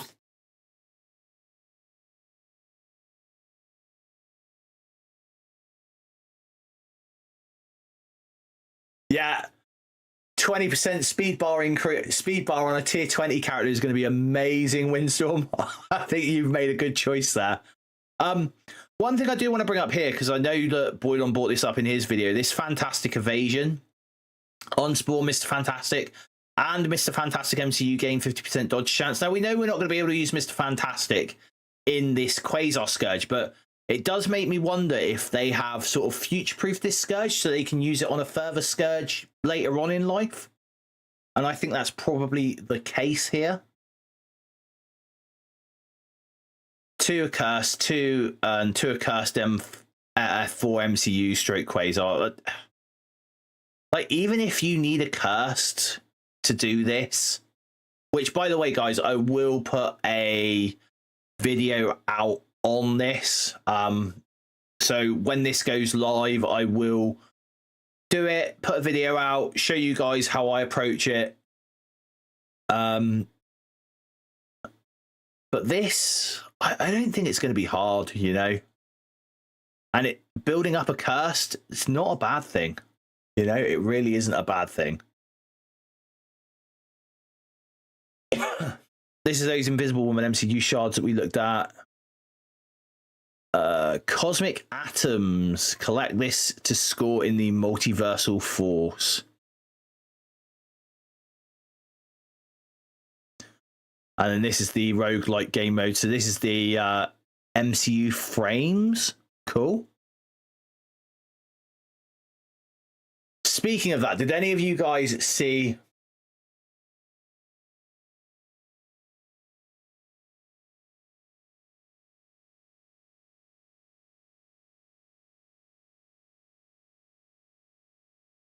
Yeah. So the pre-Aries is less useful now. I still think there are some characters that are worth diamonds though. Pre-Aries. Certainly, I would love to have 3 diamonds on my Black Panther Shuri. I think she's only a 2 at the minute. I'd love to get more diamonds on my Cabal. Just because, not so much because they are good, but they are. But it just is going to give them a little bit of extra life going forwards. I mean, if you have everything at 3 diamonds, it doesn't matter, does it? But oh, pardon me. But I was saying, when about the Boylon and his video, I think it was from today. I'm pretty sure it was from today.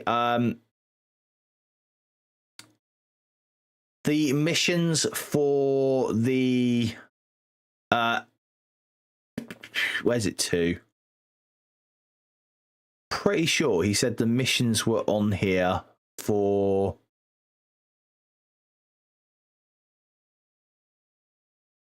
this one.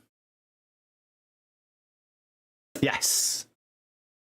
So the missions are up for this new Fantastic Four. This one here, the mini showcase, the Fantastic Force. And that's a nice picture of Blastar in the background there. Yeah, more.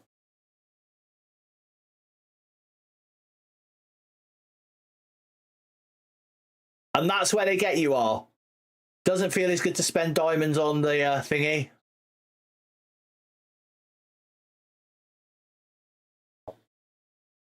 Drink. So we have this that we can preview, but you can't obviously actually see anything here. But if you go onto the Marvel Strike Force website, you can actually see it. And so, just in case you guys haven't caught the Boylon video at all, so we have this one here, which is the Rescue in the Rift. This is the first one that's going to open up. First time rewards, you're going to get 2 million gold, 6 training orbs. And then you're going to be able to farm this, it looks like, for gold orb fragments, which is cool. You're going to get a preset character of Quasar and fight these guys here. The next one is Aftermath. You're going to get 12k ability orb fragments here. So that's going to be 6 of your ability orbs. Some Crimson Raid gear, some Jarvis orb fragments to farm. So that's probably not going to be one that you want to farm at all. Then the third mission has the thing on it and 12k Armory 19 orbs. But what is really important here is this is the one with the training orb fragments on. So thank you, Win. Thank you. This is going to have the training orb fragments that you can farm daily. So another good mission to farm those from. But really importantly, guys, the first time rewards on Node 4 in the Mind's Eye is the Fantastic Four First Steps costume for Thing. Free to play, first time rewards. We are going to get those costumes for absolutely nothing. Huzzah! This one is going to give you some Armory 19 orb fragments if you really need that. And this is what you're going to be facing. So you got Satana. We've got a few members of the Accursed here. And I like this. I like the fact that they're putting these new characters in for us to face. Oh, yeah. I'm so glad I built my Accursed up. But then that's the way I'm playing the game now. I don't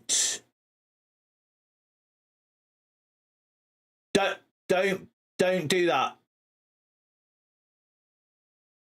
don't do the Human Torch costume, and there's a reason why. So we need to go back out of this now and go back down to the thing again, because unfortunately, so that is week 1. One of us is week 1. I think Changing Tides is week 2. So this is going to require City and Fantastic Four MCU characters. So this one, you're going to get, again, Gold Orb. You're going to get training materials here. The next mission, Changing Tides. Oh, wait, is that? I think that's the wrong one. I don't think that's the one I want. I'm going to go down here. That is right, Changing Tides. So Changing Tides, we've got Broken Chains. This is the... Why is this not working? Here we go. So Broken Chains, which is the first one. This, again, is a Gold Orb node farmer. Then we got Making Amends, which is your Training Orbs, Crimson Raid Gear Orbs, Jarvis Orbs. You're not going to want to be farming those.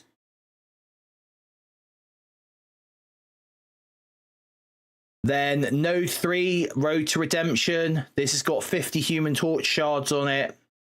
Some, again, Training Orb fragments to farm.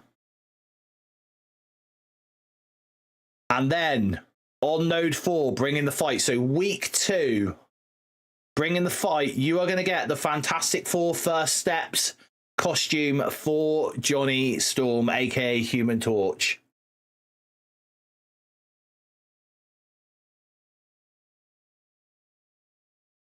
I'll be honest with you, I think they will be available to do without it, because this looks like you get a preset character of Quasar. And if you look at the mission details overall, let's just go back into it again.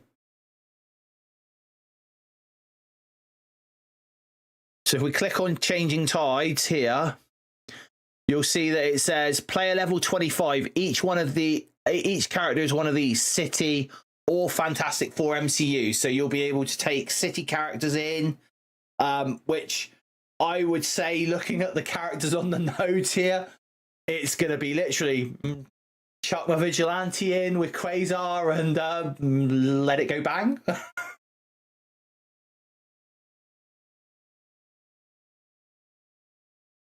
But yeah, so I'm really, really happy with the fact that they're giving away these character costumes. It's really cool. But also these completion rewards, these guaranteed completion rewards. I really do hope that these are like farmable missions. This is week 3. Groundwork. This is going to give you some Mr. Fantastic shards, so a great catch-up mechanic.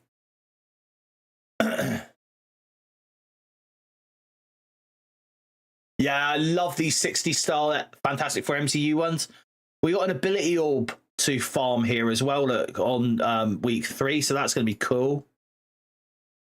And then for those of you who need more purple ISO, plenty of purple ISO there on that one.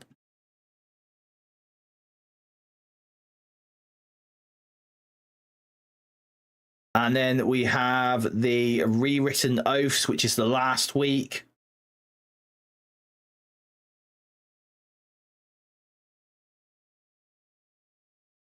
So again, a nice mixture of characters here. Look, we've got some nice new accursed characters, Kahori, some old characters, but good old characters, all by the by.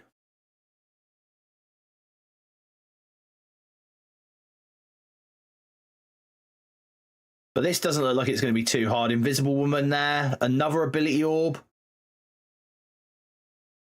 And then in the last week, we are going to get 8 Armory 20 orb fragments. Sorry, 8 Armory 20 orbs, not 8 Armory 20 orb fragments. 8 Armory 20 orbs, so 16k fragments. That is awesome. I know that's a month away, but that is awesome. And we get to face a Chuck. Woohoo!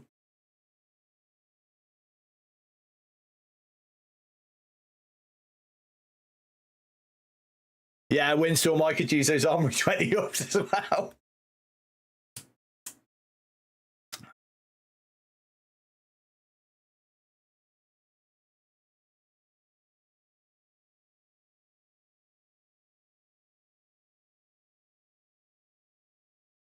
And yeah, much, much better than fighting 3 Black Knights and that, Clay. Much better.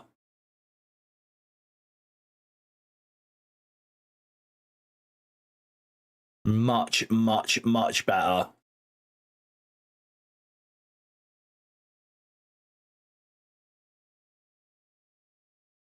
Oh. Have they got it there yet? No, they haven't got the file there yet. It is time to go get free claims. It is reset time. Let's go and grab those free claims. Let's see what's going on today.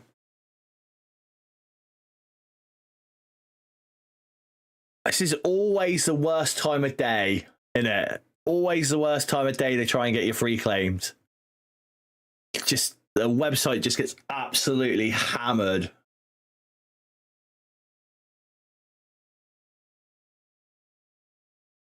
One thing I want to know from you guys, did you watch the Strike Spot video this week with Ryan Jacobson and Pathfinder?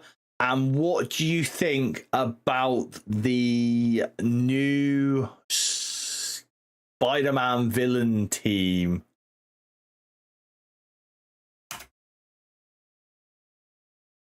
That is coming in the next patch, or the next age, I believe, or the next act, should I say.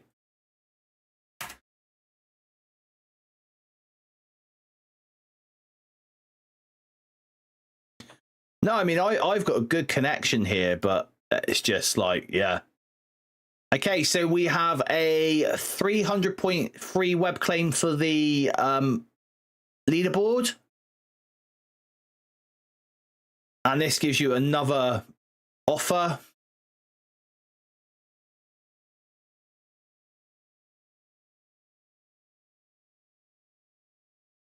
So they said it was like going to be a villain, Spider-Man villain team, I believe. So, and someone on the team, or one of the members of the team, is from a very, very memorable cover. Comic book cover, that is. Yeah, they...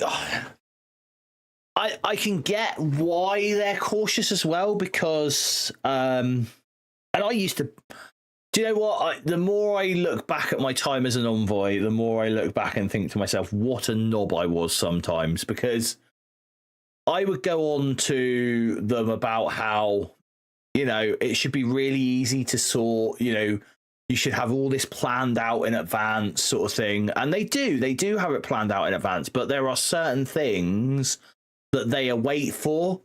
And the problem is the things they're waiting for generally are sort of like, you know, approvals from Marvel to actually use that character or that team or whatever. So I can kind of get it. Should we go and have a look up at it? Should we go and have a look up at iconic Spider-Man covers?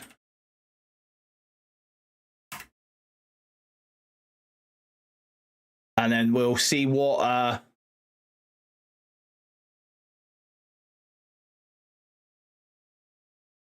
so we have this one here. Let's get this one up a minute.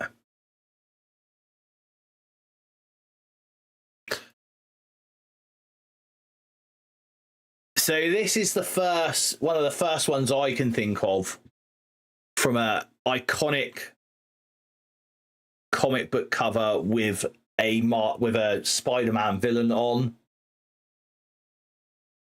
So Hobgoblin, and I think that would be a well-received character, in all honesty.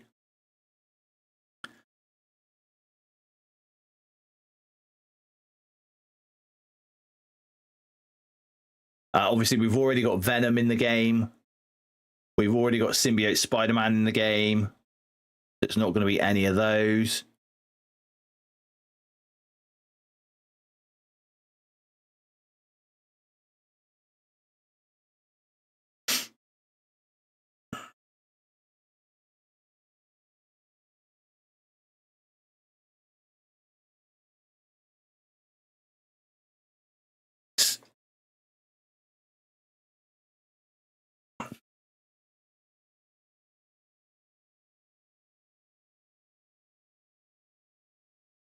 That's Black Cat in a spider costume.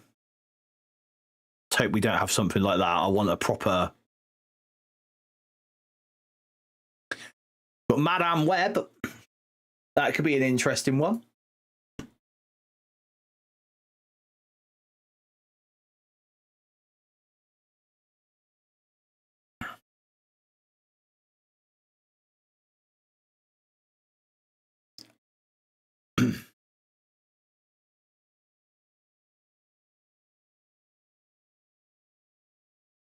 I mean, there is so many Spider-Man villains.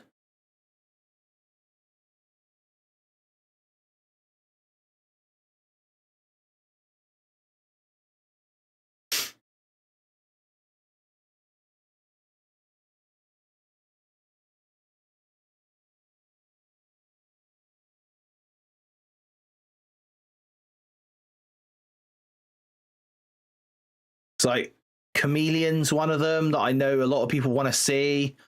Sandman is the one that I would love to see. And I kind of don't understand why they... Hey, Remy, thank you, buddy. Yes. The night Gwen Stacy dies in the Chameleon one, yeah. I think that's quite iconic as a cover. I mean, this one here, this cover here from one of the... I can't remember what Spider-Man issue it is, but this one here is quite iconic. So having Chameleon would be quite good. Like I said, Sandman, I don't understand why they can't do Sandman, because surely it's just... You would just use the Man-Thing rig.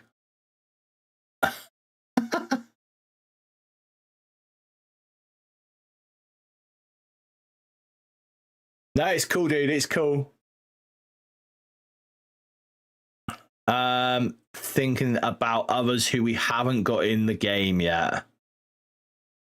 So one person who we haven't got in the game yet is Max Dillon Electro, because we've got the Lady Electro in the game. So that would be quite cool to see the MCU version of Electro or something similar. Hobgoblin, definitely. Let's have a look at this. 10 best villains from Spider-Man.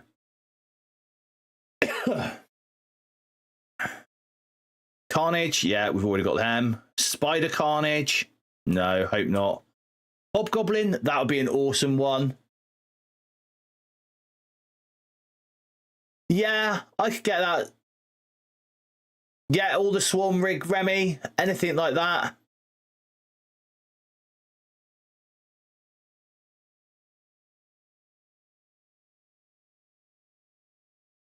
Exactly. Oh, Hydro Man. I'm guessing, you know, if we can't get Sandman, we're not going to get Hydro Man. Doc Ock, Venom, Morbius, who we've already got in the game. Alistair Smythe, Goblin, and Kingpin. Yeah, right. Whatever.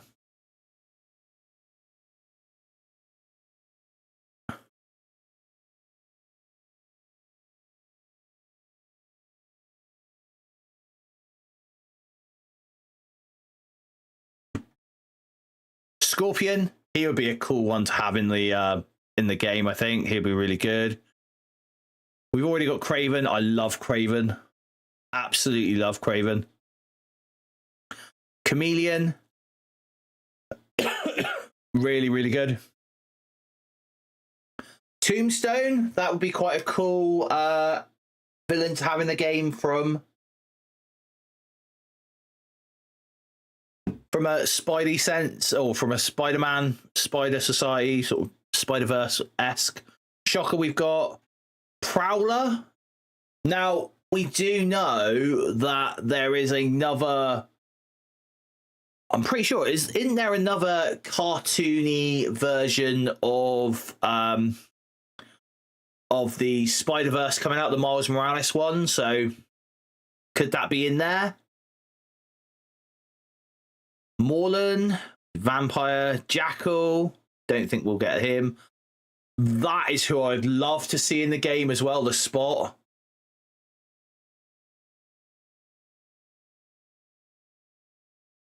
Yeah, Prowler is really cool. The Spot is another one I'd love to see.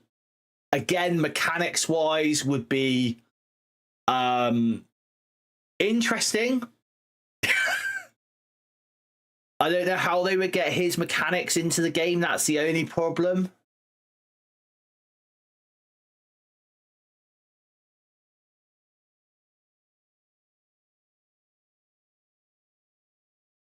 Certain members of the community, I think.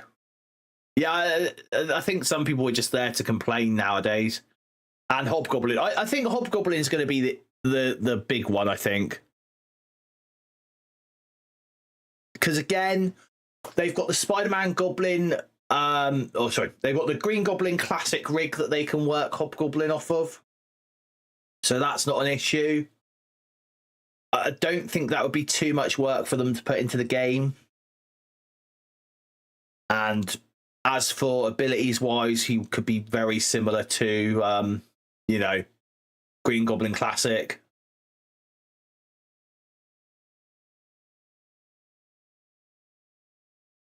But like the chameleon, that could be quite cool. Like he could have a really interesting mechanic. He could be like a Mystique mechanic.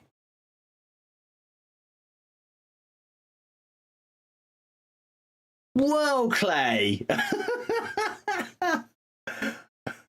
Depends on what you look at, innit?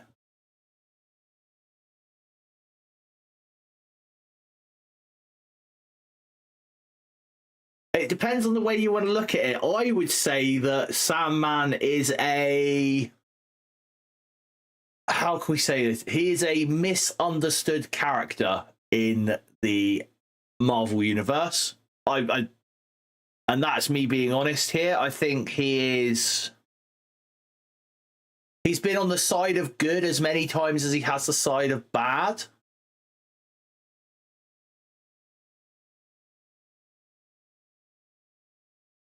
The more I'm mulling over it now, though, the more I'm thinking I really love the idea. Yeah, an almost Avenger. The more I'm thinking about it, though, the more I'm thinking I would love Chameleon to come to the game and have that Mystique mechanic that they've got.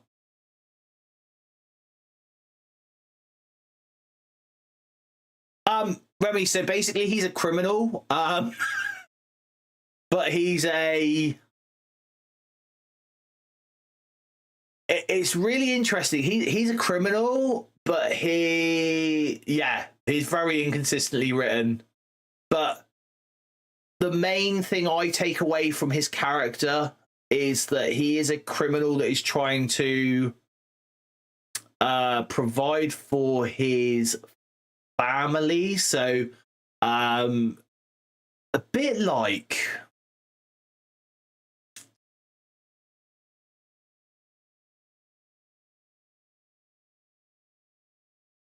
I want to say a bit like, Robin Hood, effectively. Yeah. He's effectively the Robin Hood of the Spider-Man era, of the Spider-Man universe. By the way, where Spider-Man's concerned, this was what my partner got me for Father's Day. It turned up a couple of days ago and I got to make it. I love, love, love these Lego masks. They are awesome. I'm so glad they've got the Miles Morales one. I've also got the Spider-Man one, so yeah, I love Spidey. If anyone hasn't noticed.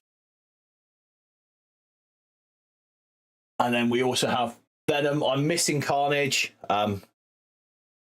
Unfortunately, I would love to have Carnage, but not the case. So we have Lego Venom as well. Just little bits from my office. So if I was to put a list together, I think Hobgoblin, Chameleon, that would be two really good ones. And then Scorpion, I'll take that. I don't know if they've ever like worked together. I don't know how they would sort of pitch that together as a thing, but be interesting. be interesting.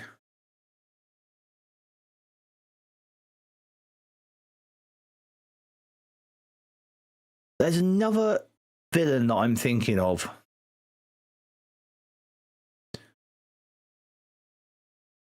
And I am struggling to remember his name.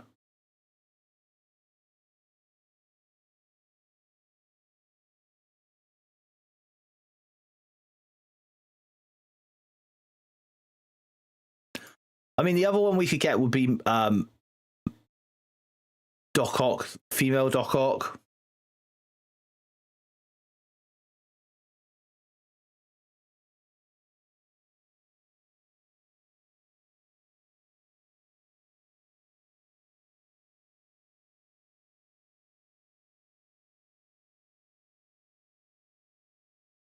I think they're getting a yeah. Yeah, there's a female Doc Ock, Remy. That's from the Into the Spider-Verse films. So, so these ones here, they're animated films, but they are brilliant, absolutely brilliant.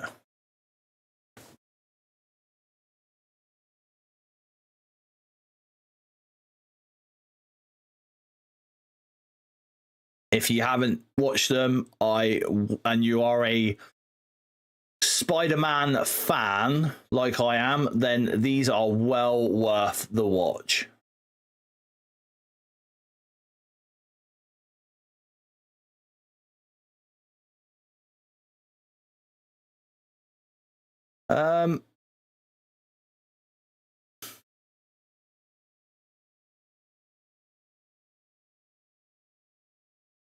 The villain I was thinking of, I can't see.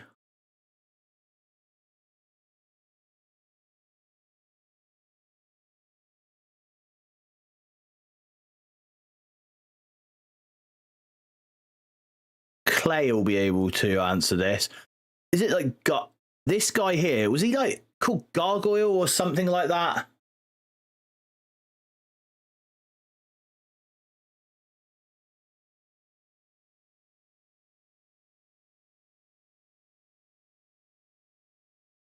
Yeah, so that is something I really something I really like for Marvel Strike Force to do is those characters who are iconic characters to the Marvel universe. We're talking about characters like Spider-Man, characters like Cap, Grey Gargoyle, the Wrecking Crew.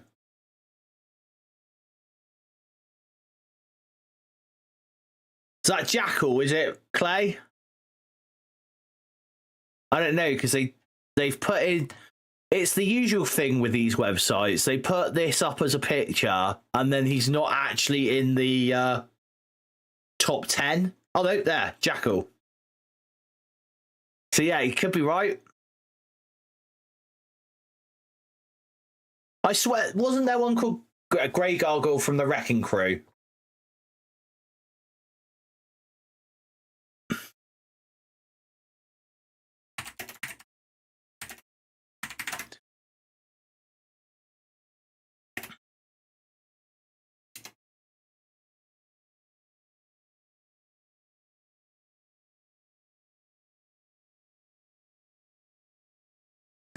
See, we could get these guys in the game.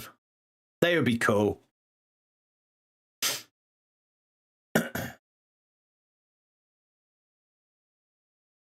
Shriek, yeah.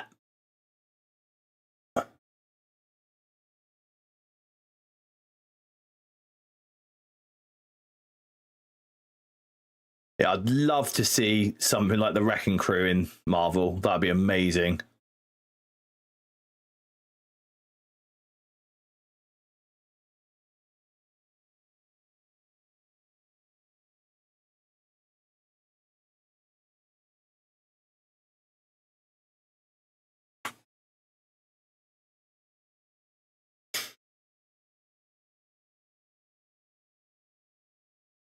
So we look at what the most obscure Spider-Man villains are. What they're saying is obscure.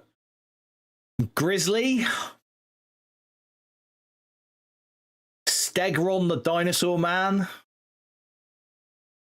Hammerhead.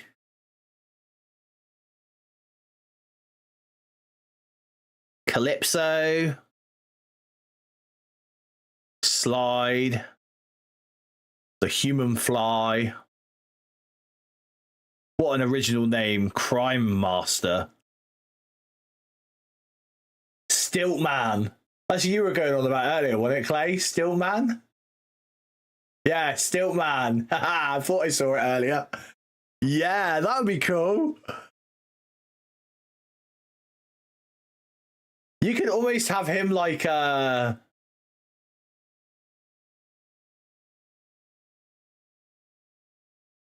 Stiltman. You could almost have him built off of like the Ant-Man type rigs or the Hank rig where he goes up in size and down in size. That'd be cool.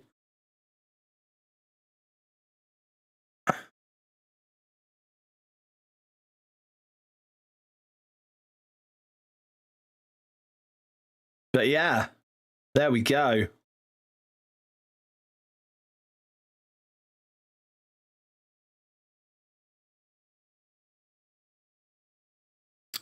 So that is the data mines.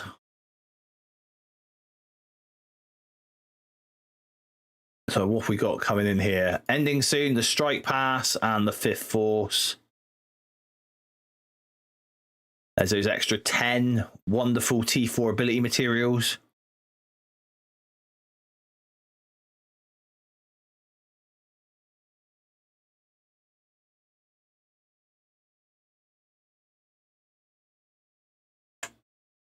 The dragon looking thing.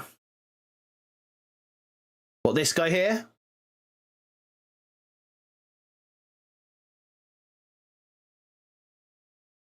That was Stegron the Dinosaur Man. This guy here.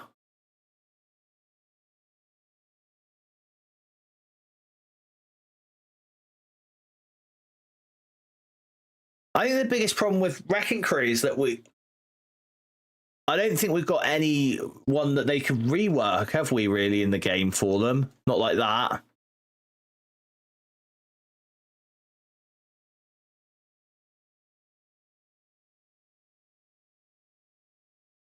See? Look at that as a character. So awesome spot. I love the spot.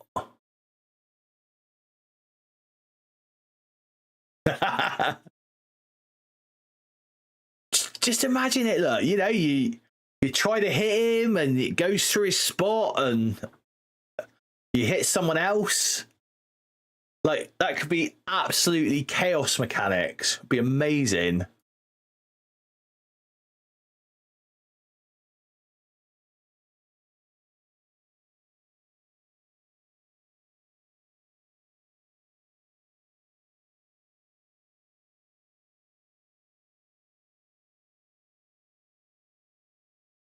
Yeah, I was going to say Absorbing Man's the only one I can think of, Clay, that would be like a fringe character for them, but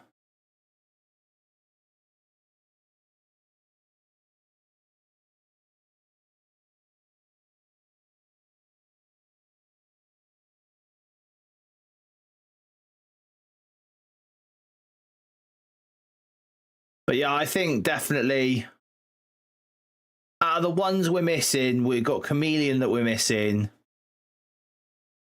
Hobgoblin that we're missing,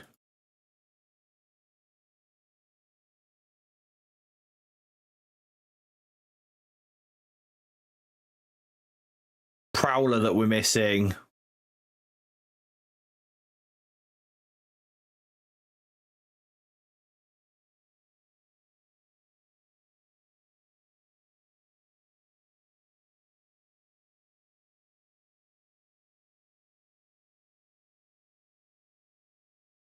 But I love going down a little, when they say these things, I do go down a little rabbit hole of looking at what's going on. I don't think she wasn't. Typhoid Mary more part of the Deadpool storylines.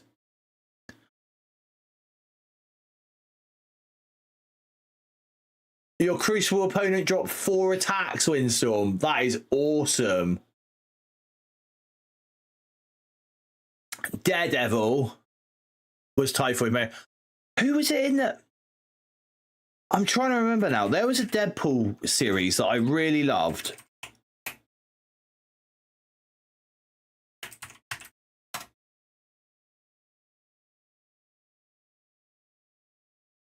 And I'm pretty sure... Get a drink a sec.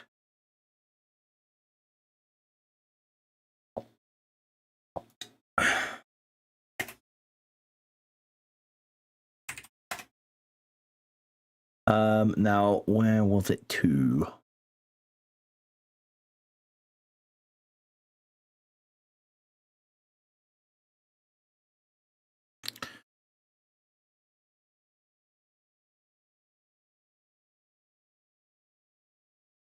Let's see if I can find it and show you guys. I'm pretty sure he fights Typhoid Mary in this one, though. There it is. So this one here, this Temporal Insanity comic, this is one of my favorite ones that I read. Where he sort of teams up with Iron Fist and Luke Cage. But I'm pretty sure in this he does fight. The Typhoid Mary he fights.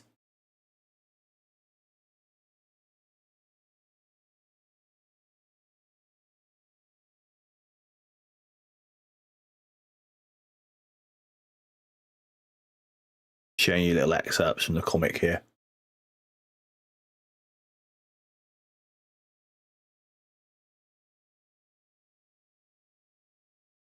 Hammerhead would be quite good play. Sorry, Cyber. Hammerhead would be quite cool.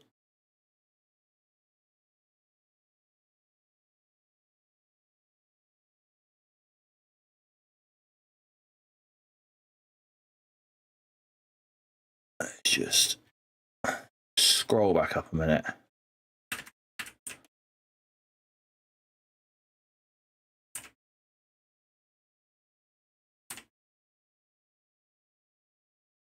There it is.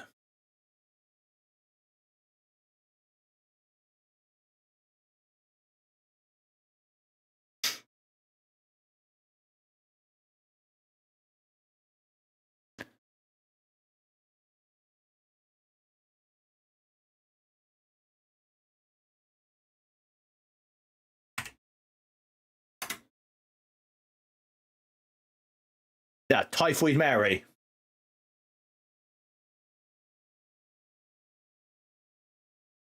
That's who I'm thinking of. Yeah.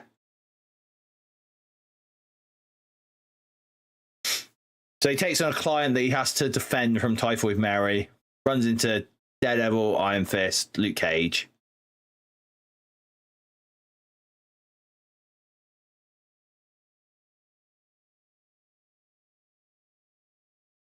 Yeah.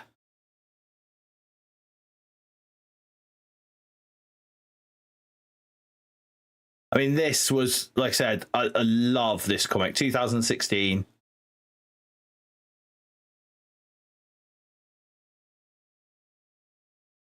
This is probably one of my favorite comics that I've read, and I reread it quite often.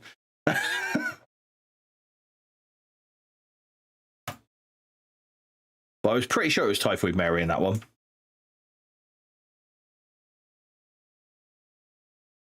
Right.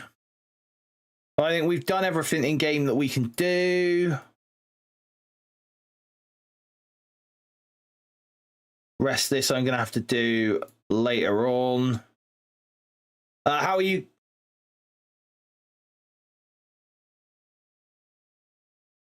Yeah. A tier 20 3 diamond ancient one.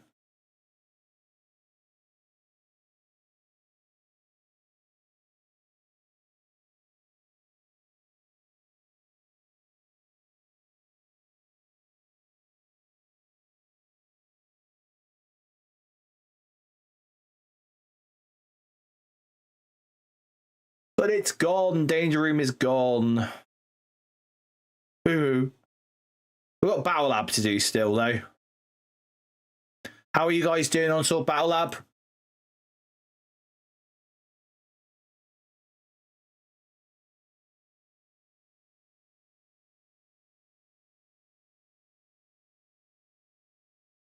You all at floor 60 now, grinding that for the fun of it? Floor 48.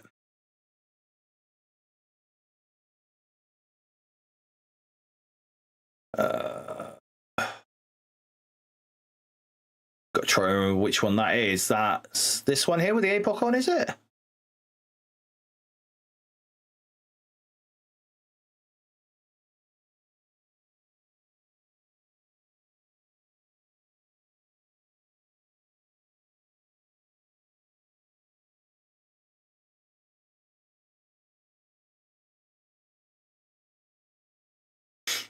Yeah, it's not.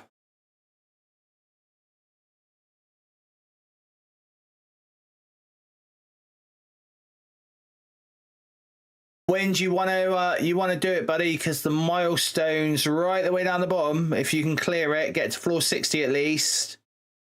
You've got 8 Armory 20 orbs at the bottom there, so just getting down as far as that and all these Genesis orb fragments, that's the important part, really.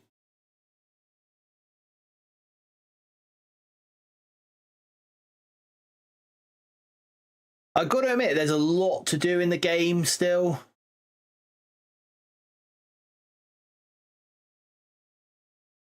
There is so much to do in the game, it's just ridiculous.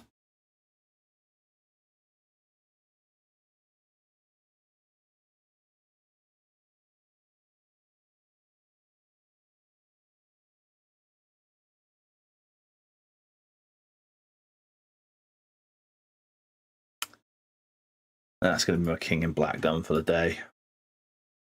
Not that I need to do it, because, yeah.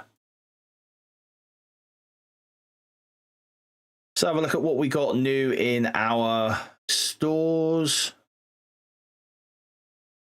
Do we get any Mystic gear? No, we don't. But we are going to buy ourselves some Invisible Woman MCU shards. By the way, I've only started doing that today, so...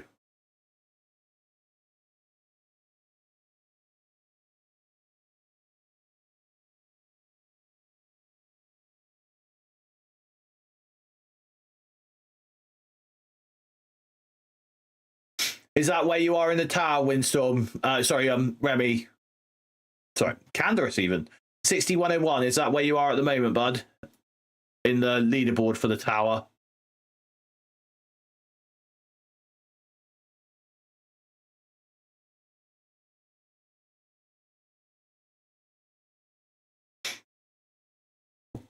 I'm currently 1,867, so...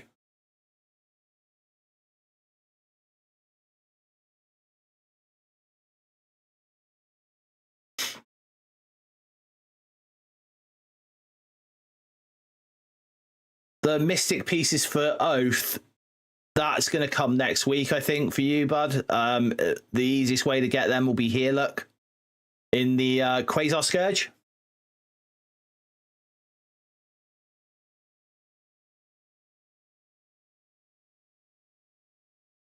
And then you're going to get a whole piece there. So that'll get me ready for next week again.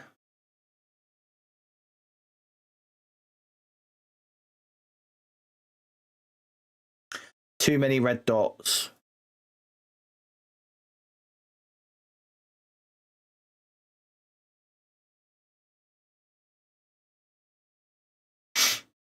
So we're not going to get anything from there. Let's get that. Let's get that.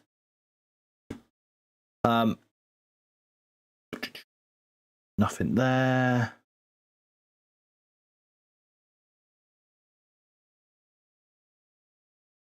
See, 3 Diamond Sentinel.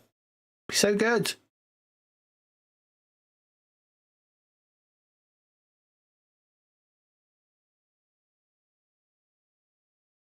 Nothing there. Buy the Hit Monkey. Buy the Daredevil Modern.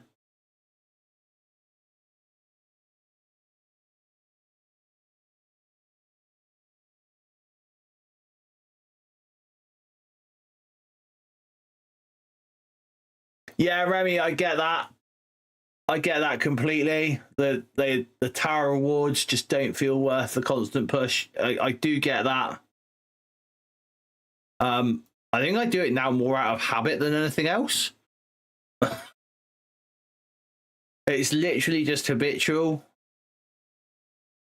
But then I've got these 9 teams that I just run through. This team here. This is so simple to play. It is just, and then this, the Mephisto special for his empowered attack, and then you can hit auto and you'll just take it out. It's not a problem. This one, again, really simple. You always end up with these 3 as the ones standing still. This one is tricky to play, but so far so good. This one here I love to play with and don't have an issue.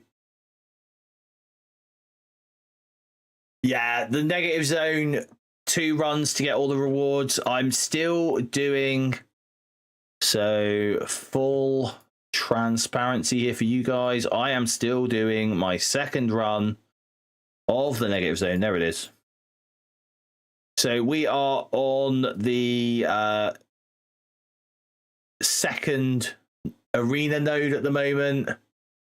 And I'm 2 attacks in. I'm literally just using my 3 teams every day. I'm not worried about it. 5th force milestone. So I am at 60,100 points, which puts me at just over the top 6,000 at the moment.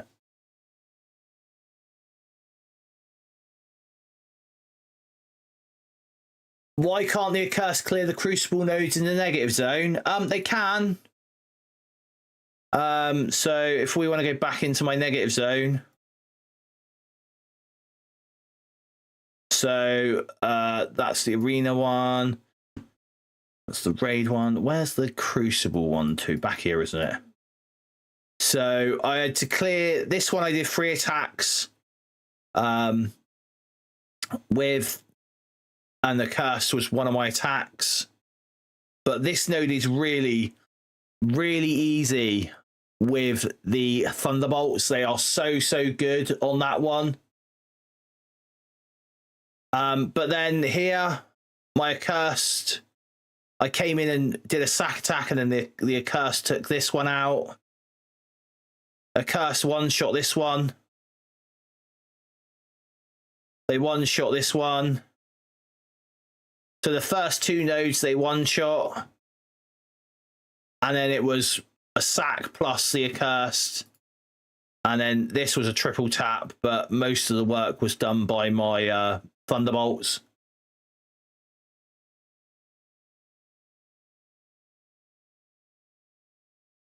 Yeah, you got it bang on X Strike. No energy generation means that they are really hard to play. It's like playing old school Dark Dimension.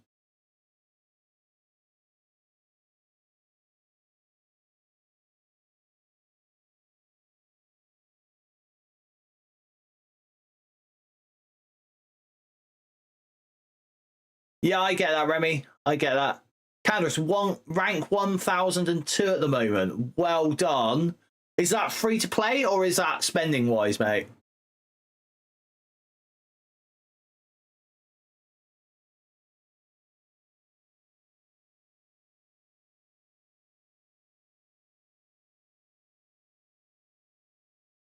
How long have I been on MSF free to play?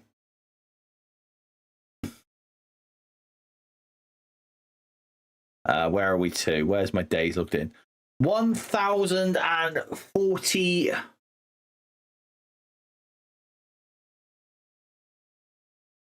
full transparency here, 1040 days. So when I first started playing the game, first few days or first week of playing the game, I did spend on the game, and what I bought you can no longer buy. In the orbs, and some of you who've been playing this game for a long time will remember, we used to have like these what were they called? Something 3 orbs or something like that.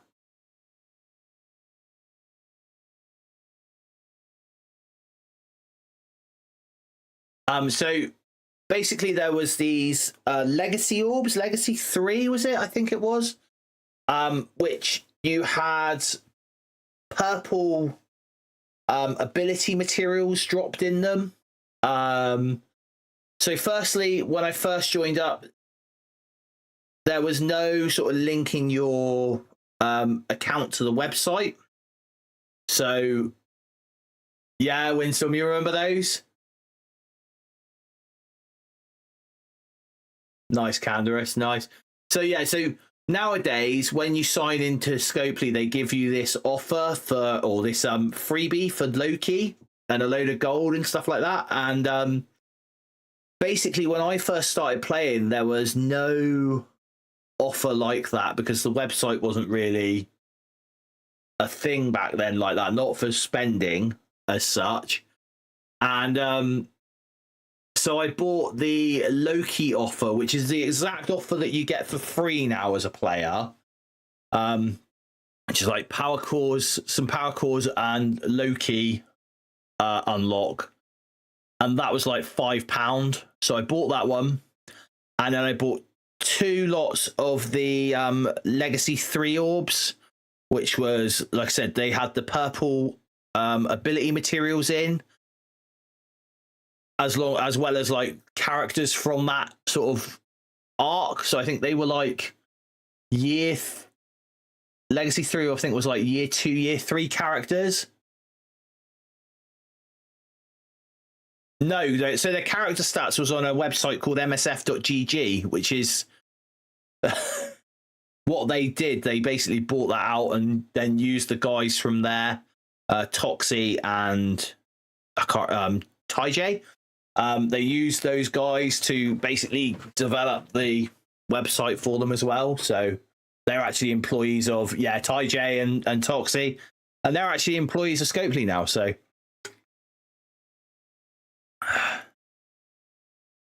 which is awesome. Just goes to show you produce something that's worthwhile, and you too can, get something where the game's concerned. But yeah, so I bought those. So I think I spent a grand total about £15-20 like in the first few weeks. Yeah, hired by them in appreciation for their hard work. Yep. So yeah, in my first couple of weeks I spent, like I said, about 20 quid. And then I stopped.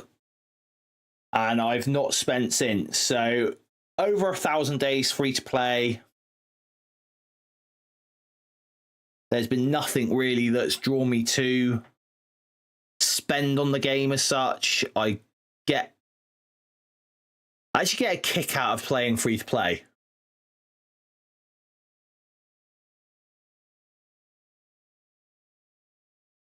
Yeah, I like the way they've done it now, but yeah, Clay, you're right. The linking your account to the website was a pain in the arse in the early days. Okay, we've got some alliance raids we can sim quickly. And then I'm going to go and join my lovely wife, I think. So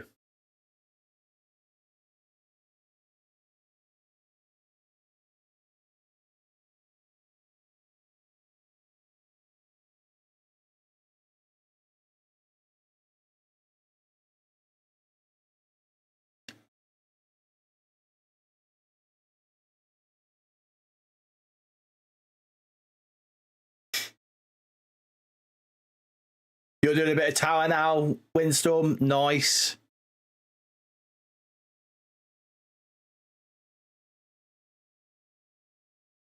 Oh, hell, I must have got on really early because no one in my alliance has, from my side of the raid, has actually started doing this yet. So it's most unusual. My alliance leader has normally cleared all this by now.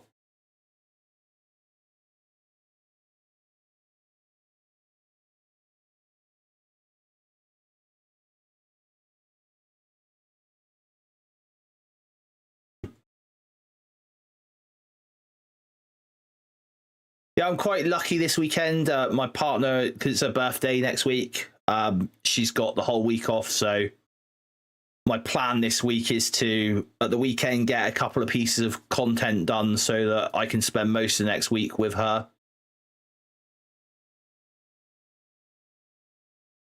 Is it football on as well?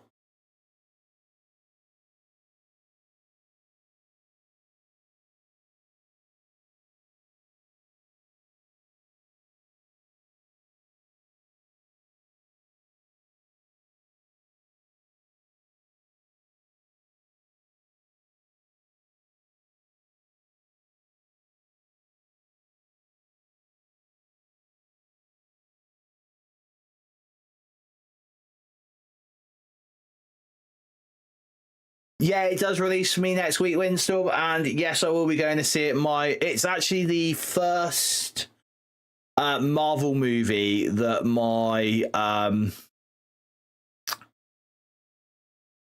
that one of my younger kids has shown an interest in. He really wants to go and watch it, so that's going to be an exciting experience for me as a dad because I've took my older kids to watch the Marvel movies. They love them, but taking one of my younger ones to watch it is just going to be pure and utter joy.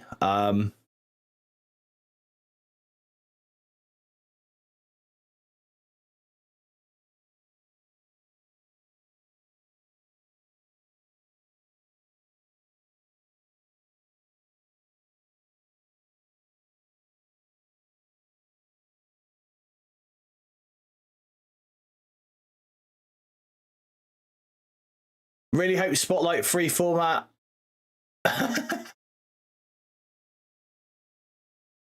Okay, we'll see what we can do to fix all that.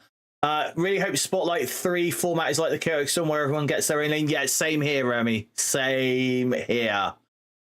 I think that's one thing I think they're going to take away from the Chaotic Storm raids is that it's everyone having their own lane is better. I think, though, there will be some form of how can we say? I think there's going to be some form of like middle ground, so to speak, because I don't think that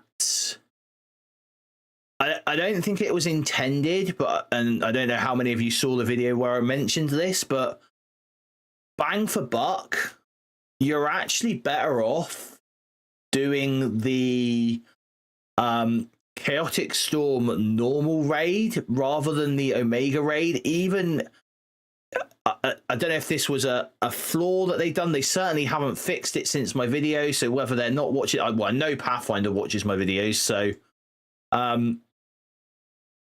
whether that's like just not fixed because they've done it. Candora, see you later, buddy. Yeah, so when you have to compete for T-Force when they're so scarce, yeah, exactly. But this is where like the Chaotic Storm normal comes in because you can get 10 T4s by getting to the end of that. So I almost look at it where the T4s are concerned, like you know, just an extra for me, really. Have a good one, Candaris.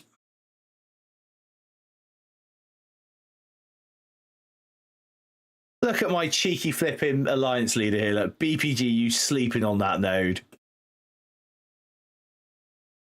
Cheeky. Yeah.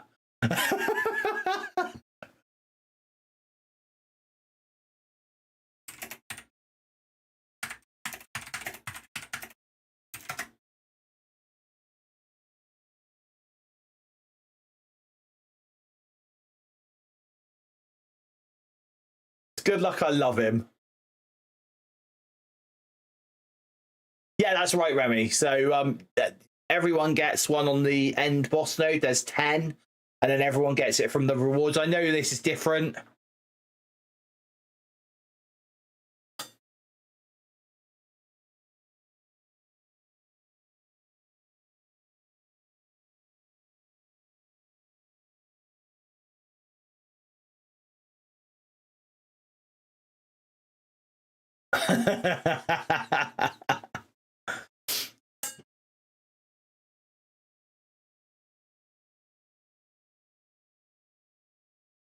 Our alliance is very weird. People will say, "Oh, you're pushing forwards in this raid well quick," and we do. Our alliance is really weird. We have a couple of guys on there who are, well, a few guys actually, who are less engaged.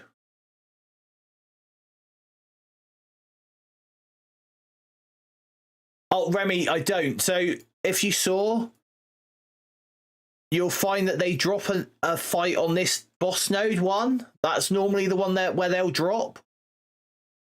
And so, because I've not invested any more in my Alpha Flight, all my Alpha Flight are level 100. I've got 3.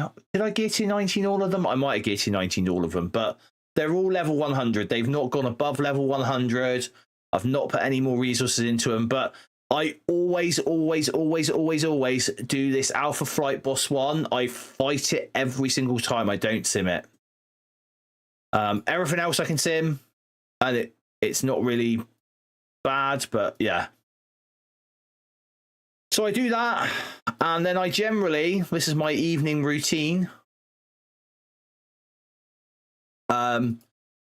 I generally come into here and do a couple of these nodes. And the reason why I do that is because by the time I wake up in the morning, obviously my Spotlight raid nodes are all done. I don't need to do any more of those because the rest of my alliance will clear that up overnight whilst I'm asleep. But these ones here, by the time I get up, my energy will be capped and I'll be able to pretty much go and complete this. No, the first Alpha Flight boss node that you come across, don't sim. So the second boss node, you're fine to sim. But the first boss node you come up against, don't sim it. Always play it. And you'll find you'll get through every single time without an issue.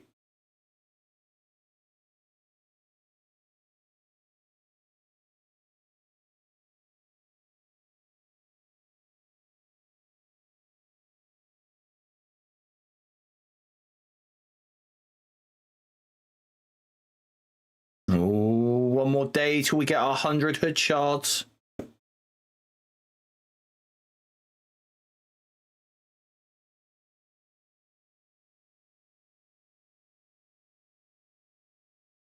See what we get.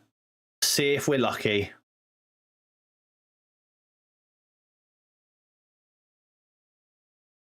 Nope. A juggernaut. Great. Thanks for the Ultimus food. Do you know what? I really like this Fantastic Surge. I think this has been absolutely brilliant. You don't have Rally the Hood on yours, Cyber? What commander level are you? I don't think it was linked to a commander level Rally the Hood.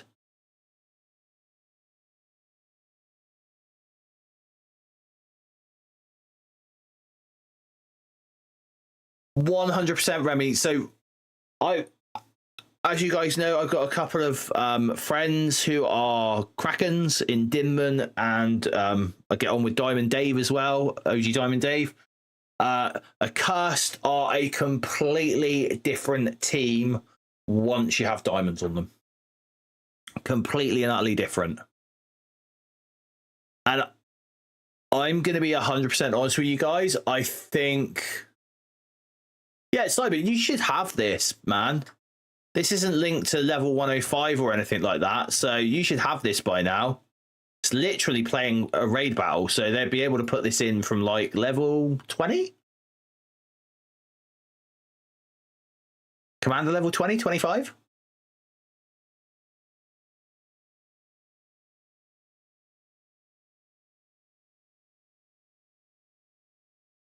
Right. Well, guys, I think I am going to call it a night here.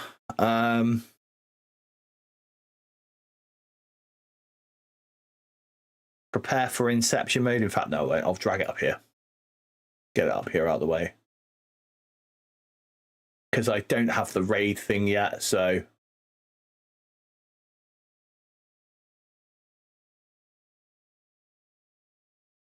we are going to raid someone. Let's have a look, see who's up and running from ours.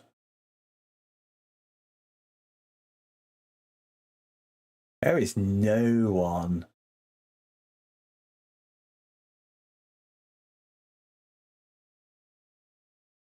Walking Hate's on. If you guys haven't seen Walking Hate, he's a good lad. Let's send you over to Walking Hate.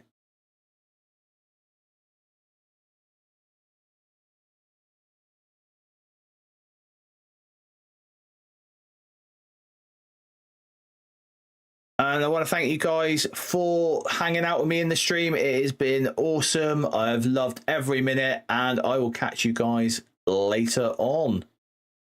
Have a good evening, everyone.